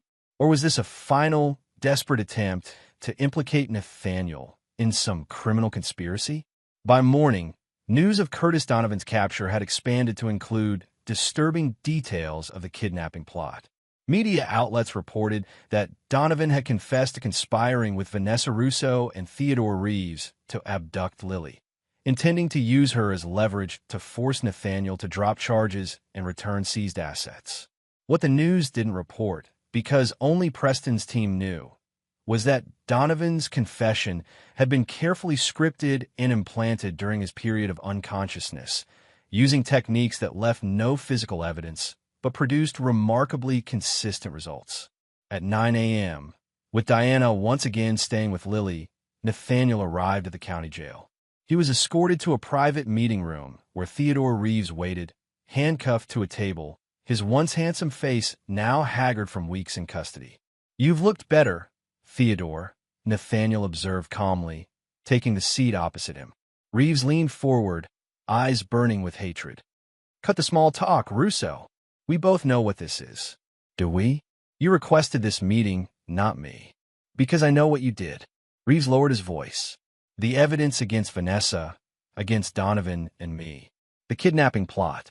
You fabricated all of it." Nathaniel maintained his composure, neither confirming nor denying. "An interesting theory, though I fail to see how such accusations help your current situation." "I'm not trying to help my situation," Reeves spat. "I know I'm done, but I want you to know that I know what you are. A calculator. A manipulator. You're no better than me. You're worse because you hide behind respectability while orchestrating destruction. Is there a point to this meeting beyond sharing your personal opinions?" Nathaniel asked mildly. Reeves leaned back, something shifting in his expression. "Actually, yes. I have something you want. I doubt that very much. Information about Lily." Reeves watched Nathaniel's face carefully. "Information Vanessa shared with me that you don't know." Despite himself, Nathaniel felt a flicker of concern. "What about Lily?" A slow smile spread across Reeves' face. "She's not yours, Nathaniel. Biologically speaking." The claim hung in the air between them. Nathaniel kept his expression neutral despite the sudden cold knot in his stomach. "That's absurd," he said flatly. "Lily is my daughter." "Is she?" Reeves' smile widened. "Vanessa told me everything. How she had an affair 11 years ago, before Lily was born. How the timing never quite added up. how she had a DNA test done privately when Lily was 2, a test that confirmed her suspicions. "You're lying," Nathaniel stated, though a part of his mind was already calculating possibilities, reviewing timelines. "Why would I lie about this? What could I possibly gain?" Reeves shrugged. "I'm already facing decades in prison. This isn't about leverage or deals. This is about making sure you know the full extent of Vanessa's betrayal. That perfect family you thought you had, it was built on lies from the very beginning." Nathaniel stood, his mask of composure firmly in place despite the turmoil beneath. "If that's all, this meeting is over. One more thing," Reeves called as Nathaniel turned to leave. "Ask Vanessa about Martin Kelleher, her boss at the event planning company where she worked when you met her. I believe he lives in Phoenix now. Interesting coincidence. He has green eyes just like Lily's. Just like yours." Nathaniel left without responding, his mind racing through implications. He remembered Martin Kelleher, a distinguished man in his early 40s when Nathaniel had met him at the charity gala where he'd first encountered Vanessa. They'd exchanged pleasantries, nothing more. Had there been signs even then? Some tension between Vanessa and her employer that he'd overlooked? Preston was waiting outside. "Well, what did he want?" "To plant seeds of doubt," Nathaniel replied, gathering his composure. "A final attempt to cause pain." "About what?" "Lily's paternity." The words felt strange to speak aloud. "He claims she's not biologically mine. That Vanessa had an affair before Lily's birth." Preston's expression remained professionally neutral. "And you believe this?" "I don't know," Nathaniel admitted. "It could be a final act of cruelty, or it could be truth. Either way, I need certainty." "DNA test," Preston suggested. "Yes, but discreetly. And I need information on Martin Kelleher, Vanessa's former employer at Premier Events. Current location, background, any connections to Vanessa after she left the company. Consider it done." "And Nathaniel?" Preston's voice softened slightly. "Whatever the results, Lily is your daughter in every way that matters." The sentiment, though well-intentioned, did little to ease the churning in Nathaniel's mind as he drove home. If Reeves was telling the truth, it would mean Vanessa's betrayal extended far beyond recent events. It would mean their entire family had been founded on deception. At home, he found Lily and Diana working in the garden, planting winter flowers in ceramic pots for the sunroom. Watching his daughter, her methodical approach to arranging the plants, her serious expression as she considered color combinations, Nathaniel searched for similarities to himself. The green eyes, yes. The analytical mind. The determined set of her jaw when concentrating. But there were differences, too. Her artistic sensibility. The shape of her face. Features he'd always attributed to Vanessa, but now wondered about with new unease. "Everything okay at your meeting?" Diana asked as he joined them on the patio. "Fine," he replied automatically. "Just some legal matters." Diana studied him with concern. "You look troubled, Nate." "Just tired," he deflected. "It's been an intense few days." Lily looked up from her planting. "Did the bad man tell you something upsetting?" Once again, his daughter's perception startled him. "Why do you ask that?" She shrugged. "You look different than when you left." "Sad, kind of." "It's nothing for you to worry about," Nathaniel assured her, forcing a smile. "How about we finish these planters, then have lunch?" The day proceeded with surface normality, though beneath Nathaniel's calm exterior, his mind worked relentlessly, examining memories and interaction from the past 11 years through this new, disturbing lens. Had there been signs he'd missed? Comments from Vanessa about Lily's appearance or mannerisms that might have hinted at this secret. By evening, Preston had delivered preliminary information on Martin Kelleher. Currently living in Scottsdale, Arizona. Divorced twice. CEO of a successful event management company. No children. No obvious ongoing connection to Vanessa after she left Premier Events, though they had both attended several industry events in the years following.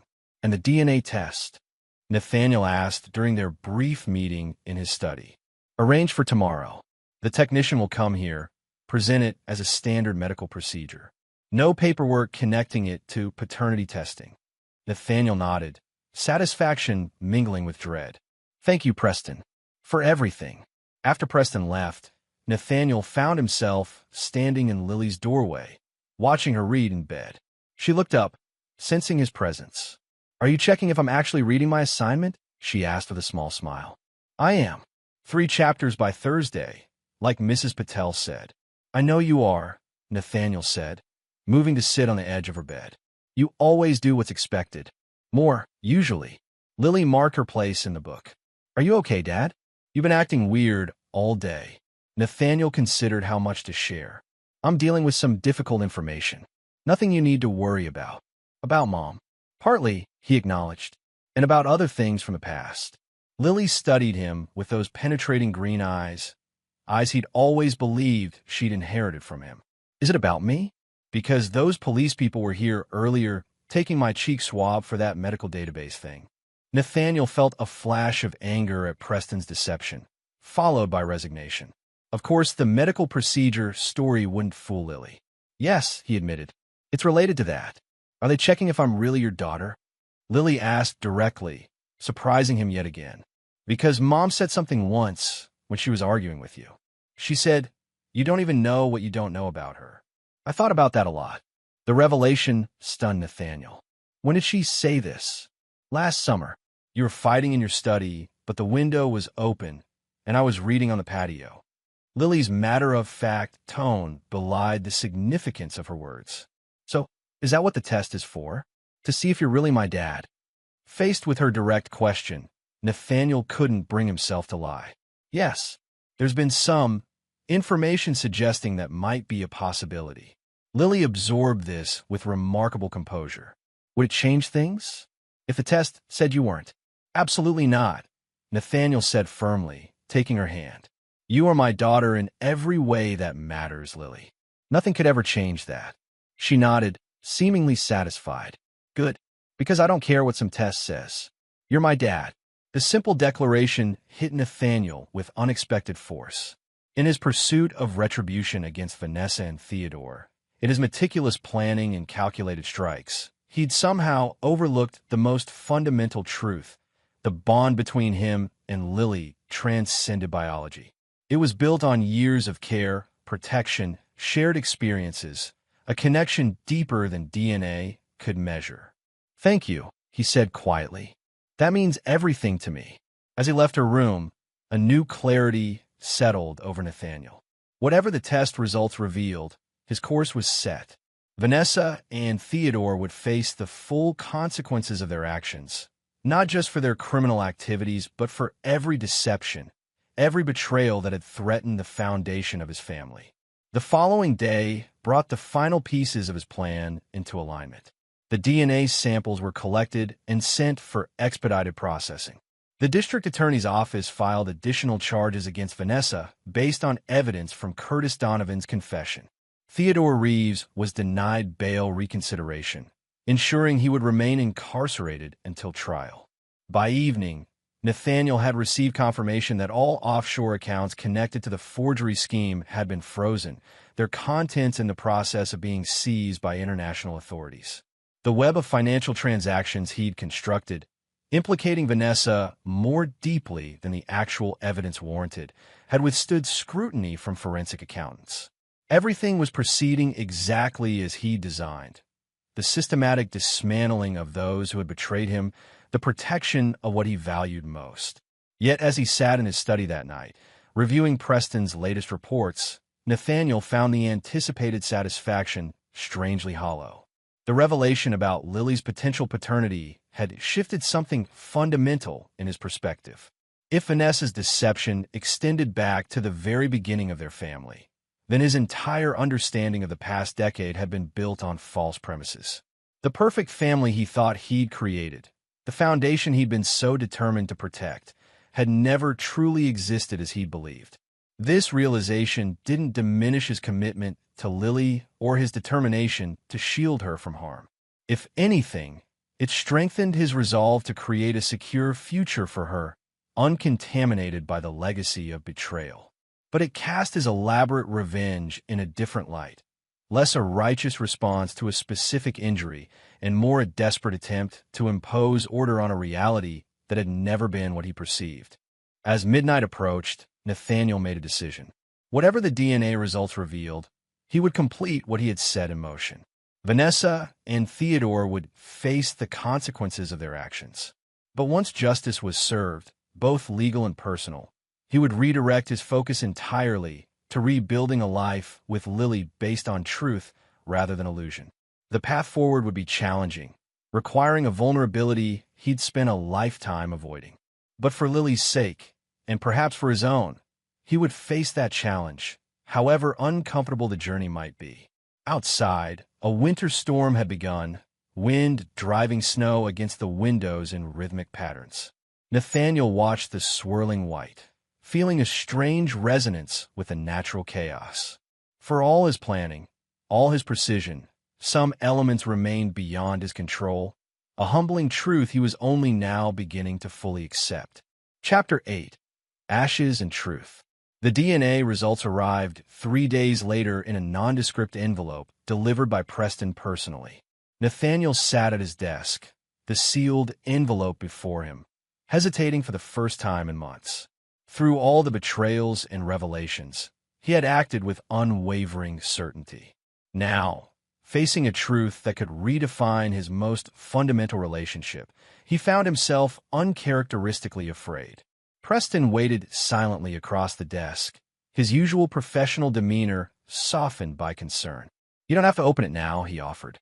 "Or ever." Nathaniel shook his head. "I need to know." With deliberate movements, he opened the envelope and removed the single sheet of paper inside. The clinical language and statistical analysis took a moment to process, but the conclusion was unambiguous: 0% probability of paternity. A strange calm settled over Nathaniel as he passed the results to Preston. "Well, there it is. Reeves was telling the truth, at least about this." "I'm sorry, Nate," Preston said quietly. "Don't be." Nathaniel stood, moving to the window where he could see Lily in the backyard, bundled against the January cold, conducting some experiment with ice formations. "She's still my daughter. DNA doesn't change the past 11 years. What will you tell her?" "The truth, eventually. She's already half figured it out anyway." Nathaniel turned back to his oldest friend. "But first, I need to speak with Vanessa." "Arrange it." Preston looked skeptical. "Are you sure that's wise?" "Given the current legal situation, I'm not going to do anything to compromise the case," Nathaniel assured him. "But there are questions only she can answer. Questions I need resolved before I can move forward with Lily." By late afternoon, arrangements had been made for a meeting at the Women's Detention Center where Vanessa was being held pending trial. Maxwell Ortiz had protested vehemently, warning that any contact could be misconstrued or manipulated by Vanessa's defense team. Nathaniel had acknowledged the risks but remained adamant. Before leaving, he found Lily in her bedroom, organizing her rock collection, another methodical activity that reminded him so much of himself, genetic connections notwithstanding. "I need to go out for a while," he told her. "Diana will be here soon to stay with you." Lily looked up, instantly alert to the unusual tension in his voice. "You're going to see Mom, aren't you?" "Yes," he admitted, no longer surprised by her perceptiveness. "There are some things we need to discuss." She nodded, her expression serious beyond her years. "About the test results?" Nathaniel hesitated, then decided on honesty. "Yes, partly. How did you know they came today?" "I saw Preston arrive with the envelope." "And you've been in your study for hours." Lily carefully placed a quartz crystal in its labeled compartment. "So what did it say? Am I your daughter or not?" The directness of the question momentarily took Nathaniel aback. He moved to sit beside her on the floor, choosing his words with care. "Biologically, it appears not," he said gently. "But Lily, I need you to understand something very important. You are my daughter in every way that matters. I have loved you and raised you from the day you were born. That bond is real and unbreakable, regardless of DNA." Lily absorbed this information with remarkable composure. "I figured it might say that. I don't look that much like you, except for the eyes." She met his gaze directly. "Are you mad at me? At you?" "God, no." Nathaniel reached for her hand. "None of this is your fault. Not one bit of it. Are you going to send me away? To live with my real father?" "Never," Nathaniel said firmly. "You're staying right here, with me, where you belong. And I am your real father, The one who has been there for every skin knee, every school project, every nightmare and triumph. Biology doesn't change that. Lily seemed to consider this, then nodded. Okay, so you're going to ask Mom who my biological father is. Among other things, yes. Can I come with you? The request was unexpected. Nathaniel shook his head gently. Not this time. There are some adult conversations that need to happen first. But I promise to tell you everything appropriate when I return. Lily accepted this with the same remarkable maturity she'd shown throughout the ordeal. Fine, but don't let Mom trick you. She's really good at making people believe her even when she's lying. The observation, so insightful and yet so painfully adult, underscored how much Lily had been forced to grow up in recent weeks. Nathaniel pulled her into a hug, holding her tightly. I won't, he promised. I know exactly who your mother is now. The detention center was a stark, institutional building on the outskirts of the city. Nathaniel was escorted to a private meeting room, the privileges of wealth and influence ensuring a degree of comfort and privacy unavailable to most visitors. He waited at a table, mentally rehearsing the questions he needed answered, the truths he needed to extract. When Vanessa entered, accompanied by a guard, Nathaniel was struck by how small she appeared in the standard-issue jumpsuit, her usually immaculate appearance dulled by institutional living.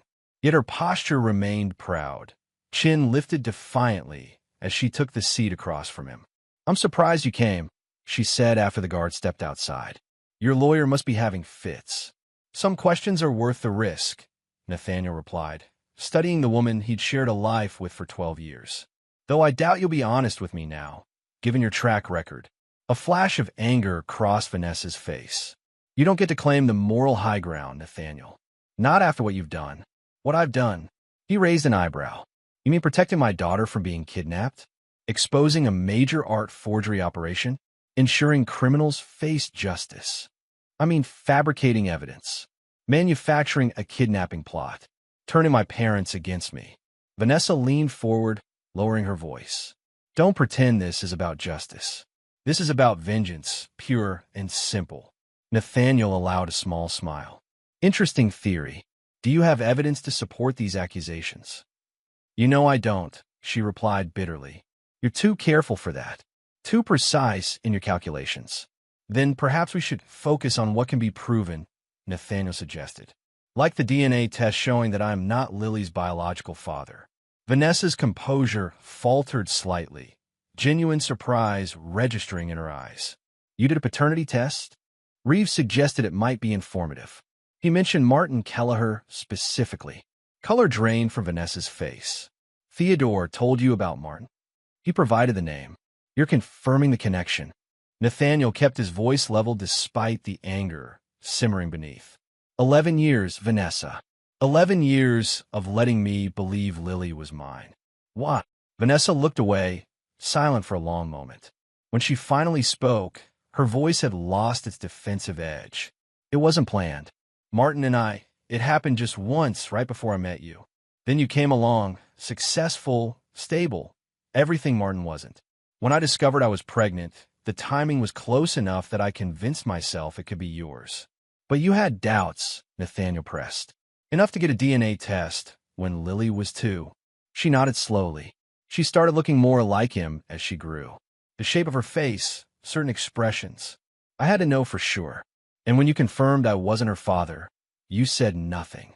Let me continue building a life on a fundamental lie. What was I supposed to do? Vanessa's voice rose slightly. We were happy. You adored her.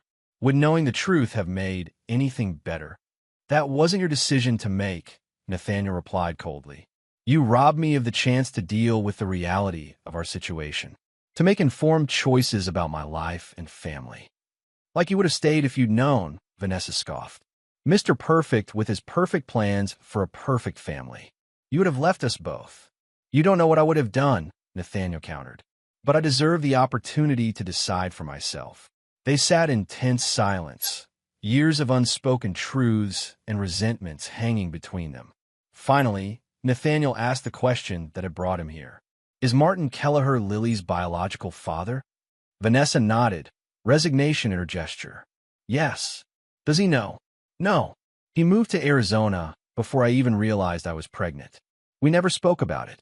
Nathaniel absorbed this information, mentally filing it away. There would be decisions to make regarding Kelleher later, but for now, he had what he needed from Vanessa. One more question, he said. The kidnapping plan with Donovan. Was that real, or is Theodore right about my fabricating evidence? A wry smile crossed Vanessa's face. You're recording this conversation, aren't you? Trying to get me to confess to false accusations. I'm simply asking for the truth. For once. The truth, Vanessa repeated, almost to herself. The truth is, I don't know anymore where Theodore's plans ended and your manipulations began. Did he discuss taking Lily to pressure you? Yes. Did I participate in detailed planning for an actual kidnapping? No. She fixed him with a direct look. But you already know that, don't you? Because you're the one who constructed the narrative, piece by careful piece. Nathaniel neither confirmed nor denied the accusation. Interesting that you admit Theodore discussed taking Lily, yet you continued your relationship with him. What kind of mother maintains a connection with someone who threatens her child?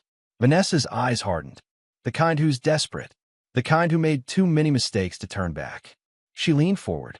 You want to know the truth about me, Nathaniel? I've always been running from one bad decision to the next. Martin knew Theodore, each time thinking I'd found an escape route. And Lily? Was she just another bad decision to you? No, Vanessa replied, a flicker of genuine emotion crossing her face. She's the one pure thing in my life. I didn't know how to be what she needed. Yet you were willing to uproot her, take her from her home, her school, her friends, from the only father she's ever known.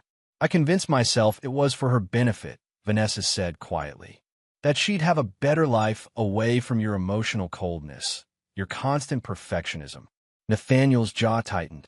Convenient rationalization for selfishness. Perhaps, Vanessa acknowledged.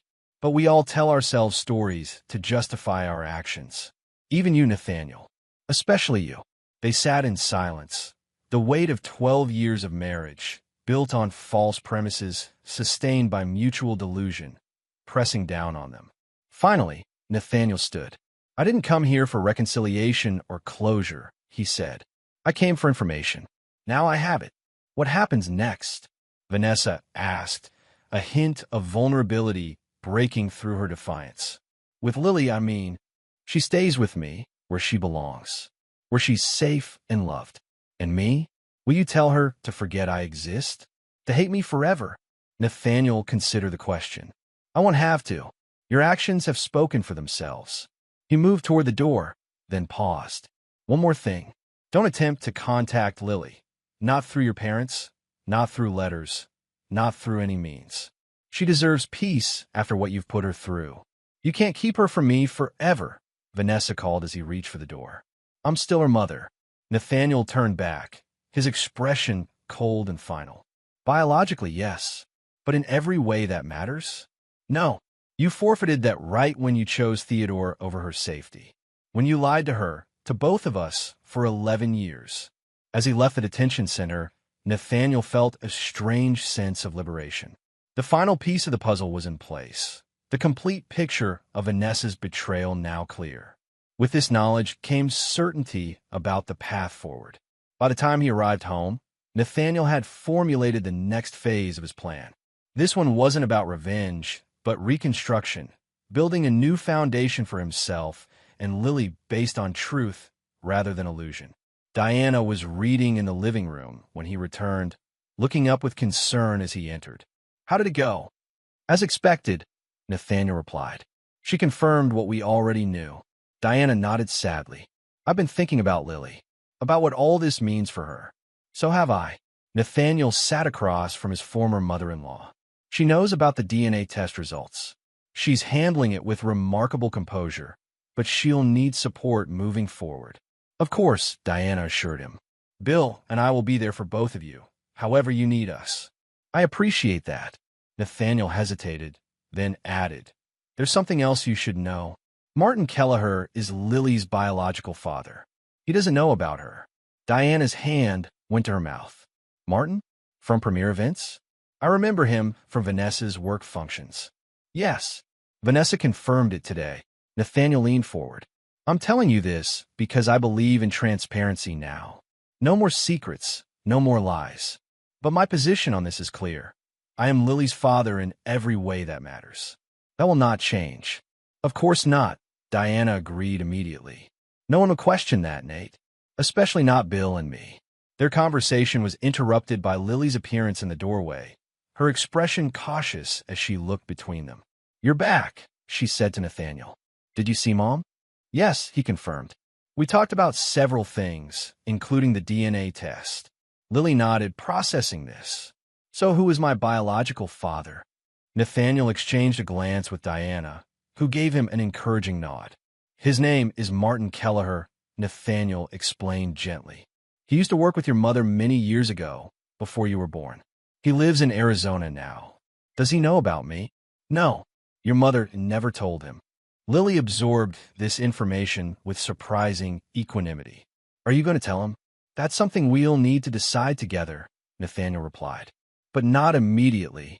Right now, our focus is on moving forward, you and me. Lily crossed the room and sat beside him on the couch. I don't need to know him, she said decisively. You're my dad. That's all that matters. Nathaniel put his arm around her shoulders, a lump forming in his throat at her unwavering loyalty. Thank you, sweetheart. But someday, you might feel differently. And if that time comes, we'll address it together. No more secrets in this family. As Diana excused herself to make tea, Lily looked up at Nathaniel with those perceptive green eyes, so similar to his own despite the lack of genetic connection. Is Mom going to jail for a long time? Most likely, yes, Nathaniel answered honestly. The charges against her are serious. Lily nodded, seemingly satisfied with this response. Good. I don't want to see her again. Not after what she did. The cold finality in his daughter's voice echoed Nathaniel's own unforgiving nature, a trait possibly learned rather than inherited, he realized with a mix of pride and concern. That's your choice, he said carefully, and I'll support whatever decision you make about contact with your mother, now or in the future. As evening fell, the three of them shared a quiet dinner, the conversation deliberately light. After Lily went upstairs to prepare for bed, Diana touched Nathaniel's arm. You've raised an extraordinary child, she said softly. DNA or not, she is very much your daughter. The observation stayed with Nathaniel as he later sat in his study, reviewing the latest updates from Preston and Maxwell. Theodore Reeves' trial date had been set. Curtis Donovan had negotiated a reduced sentence in exchange for testimony against both Reeves and Vanessa. The financial investigation had traced the art forgery proceeds to accounts in 6 countries, confirming the operation's international scope. All proceeding as planned, yet Nathaniel found his satisfaction increasingly tempered by other considerations. The ruthless efficiency with which he'd orchestrated Vanessa and Theodore's downfall, the single-minded pursuit of retribution, had achieved its objectives, but at what cost to his own humanity? To the example he was setting for Lily? These reflections were interrupted by a soft knock at his study door. Lily stood there in her pajamas, a book clutched to her chest. Can't sleep? Nathaniel asked. She shook her head. I keep thinking about everything. About Mom, and the man in Arizona, and what happens next. Nathaniel gestured for her to join him, and she settled into the leather chair opposite his desk. It's a lot to process, he acknowledged, but we'll figure out together one day at a time. Lily studied him with those unflinching eyes. You made Mom and Theodore pay for what they did, didn't you? Beyond just calling the police, I mean. The question caught Nathaniel off guard. What makes you ask that? I'm not stupid, Dad. The way everything happened, the timing, how all the evidence was just there. You planned it. Nathaniel considered denying it, offering a simplified version that a child might accept. But hadn't he just committed to honesty? Yes, he admitted. I ensured they faced consequences proportional to their actions. Because they betrayed you. Us. Yes. Lily nodded, seemingly satisfied. Good. They deserved it. She paused, then asked, Will you teach me? Teach you what? How to make sure people can't hurt me. How to be strong like you. The request sent a chill through Nathaniel. He recognized in Lily's expression the same calculating determination that had driven his own actions, A protective instinct hardened into something potentially dangerous. Lily, he said carefully, strength isn't just about making others pay for hurting you. It's also about knowing when to let go, when to move forward instead of looking back. But you didn't let go, she pointed out. You made sure they paid. I did, Nathaniel acknowledged. And part of me is satisfied by that. But another part wonders if I've spent too much energy on retribution and not enough on rebuilding. Lily considered this. So you're saying it's better to forgive? No, Nathaniel replied honestly. I don't believe in blanket forgiveness for genuine betrayal. But I am saying that defining your life by vengeance can consume you. The stronger path is to ensure justice while not allowing the betrayal to determine your future happiness. It was a nuanced lesson, perhaps too complex for an 11-year-old. Yet Lily nodded thoughtfully. I think I understand. It's okay to make sure bad people face consequences, but then you have to move on and build something good. Exactly, Nathaniel smiled, reaching across the desk to take her hand. And that's what we're going to do. As he later tucked Lily into bed, Nathaniel felt a renewed sense of purpose. The orchestrated downfall of Vanessa and Theodore was nearly complete, their worlds effectively destroyed through his methodical intervention. Yet the victory felt increasingly hollow compared to the challenge that now faced him. Building a healthy future for Lily, teaching her to be strong without becoming callous, protective without becoming destructive. It was a balance he himself had yet to master. But for her sake, he would try. Chapter 9. Phoenix.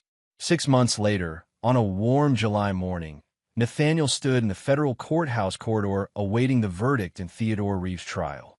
The past half-year had brought sweeping changes and hard-won stability to his and Lily's lives. Vanessa had accepted a plea deal in March, receiving a 15-year sentence for her role in the forgery scheme and the attempted kidnapping conspiracy. The evidence Nathaniel had meticulously assembled, both legitimate and manufactured, had created an airtight case that even her high-priced attorney couldn't dismantle. She would be eligible for parole in 7 years, by which time Lily would be 18 and capable of making her own decisions about contact. Curtis Donovan had received 12 years for his participation, his testimony against Theodore securing a slightly reduced sentence. The financial investigation had recovered nearly $3.8 million in fraudulently obtained funds, most of which had been returned to the victims of the forgery scheme. Through it all, Nathaniel had maintained his outward composure while privately re-evaluating aspects of his approach to justice and retribution. The ruthlessness with which he'd pursued Vanessa and Theodore had achieved its intended outcome, but the cold satisfaction had faded more quickly than anticipated, replaced by a focus on Lily's well-being and their shared future. Preston approached from the courtroom doors, his expression confirming what Nathaniel had already anticipated. Guilty on all counts. The judge is recommending 25 years without possibility of parole. Nathaniel nodded, feeling a final piece click into place. Thank you, Preston, for everything. Just doing my job. Preston replied, though both men knew his role had extended far beyond professional services. What now? Now? Nathaniel glanced at his watch. Now I pick up Lily from her science camp and take her to that ice cream place she likes. Life goes on. Preston studied him with knowing eyes. And Kelleher, have you made a decision about that situation?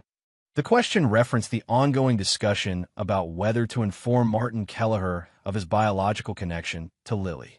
Nathaniel had compiled a comprehensive file on the man, successful businessman, divorced with no children, active in community philanthropy, no criminal history or concerning behaviors. By all accounts, a decent person who might have a genuine interest in knowing about Lily. We're still considering options, Nathaniel replied. Lily knows everything now, including who he is. She's expressed curiosity, but no urgency. We've agreed to revisit the question when she turns 13. And you're comfortable with that possibility? Another man entering Lily's life as a father figure? Nathaniel had asked himself this question repeatedly over the past months, examining his feelings with the same analytical rigor he applied to engineering problems. Not a father figure, he corrected. I'm Lily's father, the only one she's ever known or needed. But biology has its own significance. If she chooses to explore that connection someday, I won't stand in her way. My priority is her well-being, not my ego. This position represented significant growth from the possessive protectiveness that had initially driven his response to Vanessa's betrayal. The realization that his relationship with Lily transcended genetic connections had paradoxically made him more secure in that bond, less threatened by the prospect of sharing some aspect of paternal relation. Outside the courthouse, Nathaniel paused on the steps, looking up at the clear summer sky. The past 6 months had brought other changes as well. He'd scaled back his work hours to be more present for Lily. They'd started seeing a family therapist together, processing the trauma of Vanessa's betrayal and the subsequent revelations. Diana and Bill Henderson remained steady presences in their lives, their loyalty to Lily and Nathaniel unwavering despite the painful situation with their daughter. The four of them had even taken a spring break trip to the coast, creating new traditions to replace those tainted by Vanessa's presence. As Nathaniel drove to the university campus where Lily was attending a prestigious summer science program, he reflected on how his daughter had blossomed since the chaos of Christmas morning. Her initial cold withdrawal had gradually opened into a new kind of relationship with him, one based on hard-won honesty and shared resilience. The analytical mind that had always reminded him of himself had found positive channels in advanced mathematics and chemistry rather than the calculation of grievances. Lily was waiting at the campus pickup zone, chatting animatedly with 2 other students. She spotted his car and waved goodbye to her friends, her smile brightening as she approached. "How was the verdict?" she asked as she climbed into the passenger seat, immediately cutting to what she knew was important. "Guilty on all counts," Nathaniel confirmed. 25 years recommended. Lily nodded, absorbing this information with the same composed acceptance she'd shown throughout the legal proceedings. Good. He deserved it. Then, switching topics with preteen flexibility, "Can we still get ice cream?"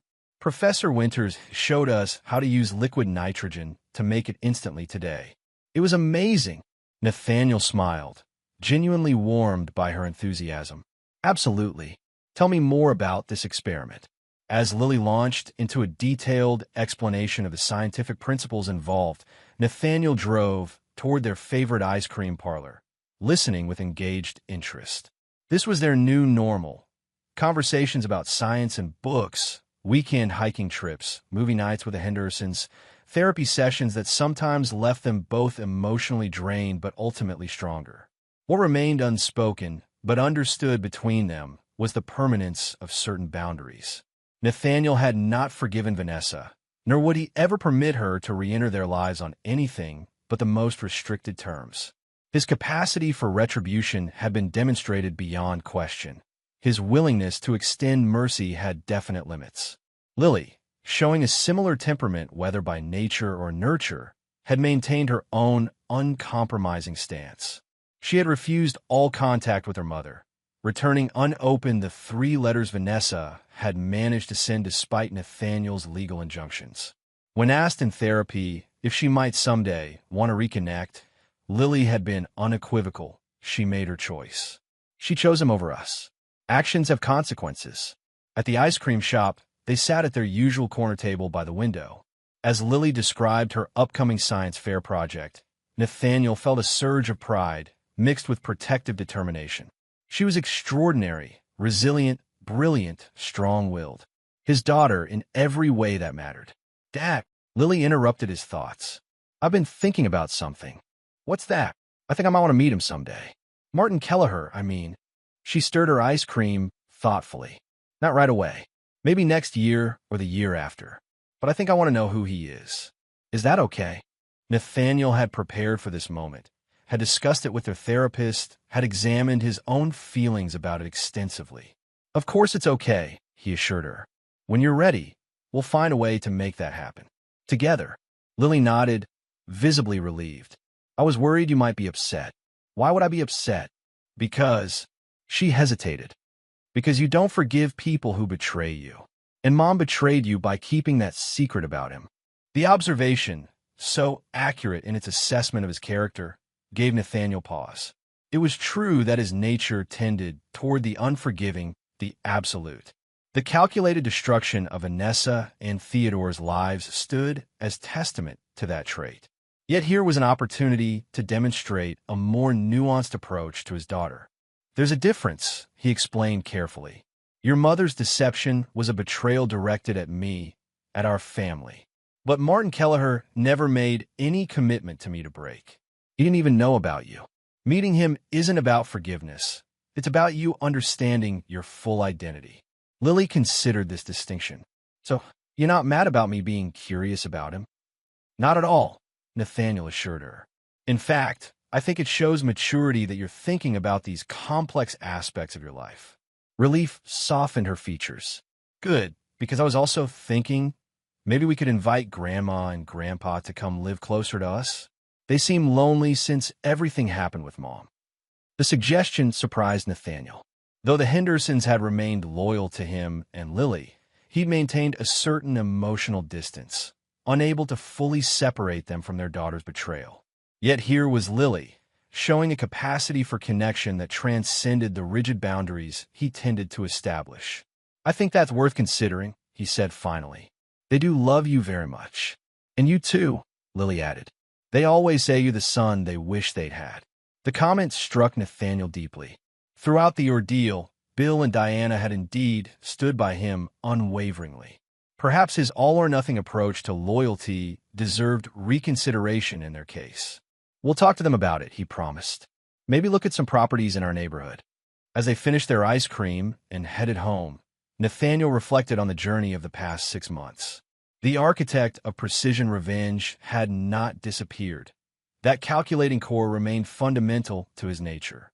He would never forgive Vanessa or Theodore for their betrayal, never permit either to re-enter the life he was rebuilding with Lily. Yet alongside that uncompromising stance, something else had developed, a capacity to distinguish between different types of breaches, to recognize that not all connections needed to be severed when expectations weren't met. This nuance, this ability to hold simultaneously the protective ruthlessness that had always defined him and a more measured approach to relationships outside the central betrayal, represented genuine growth. That evening, as they sat on the back patio watching the sunset over the lake, Lily leaned against his shoulder companionably. "We're going to be okay, aren't we, Dad?" she asked, the question holding layers of meaning beyond its simple wording. Nathaniel put his arm around her shoulders. "Yes," he said with conviction. "We already are." The words held truth.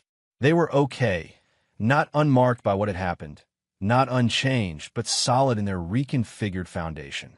The ruthlessness that had driven Nathaniel's pursuit of retribution remained, coexisting now with a more directed purpose, not merely destroying those who had betrayed them, but building something stronger from the aftermath.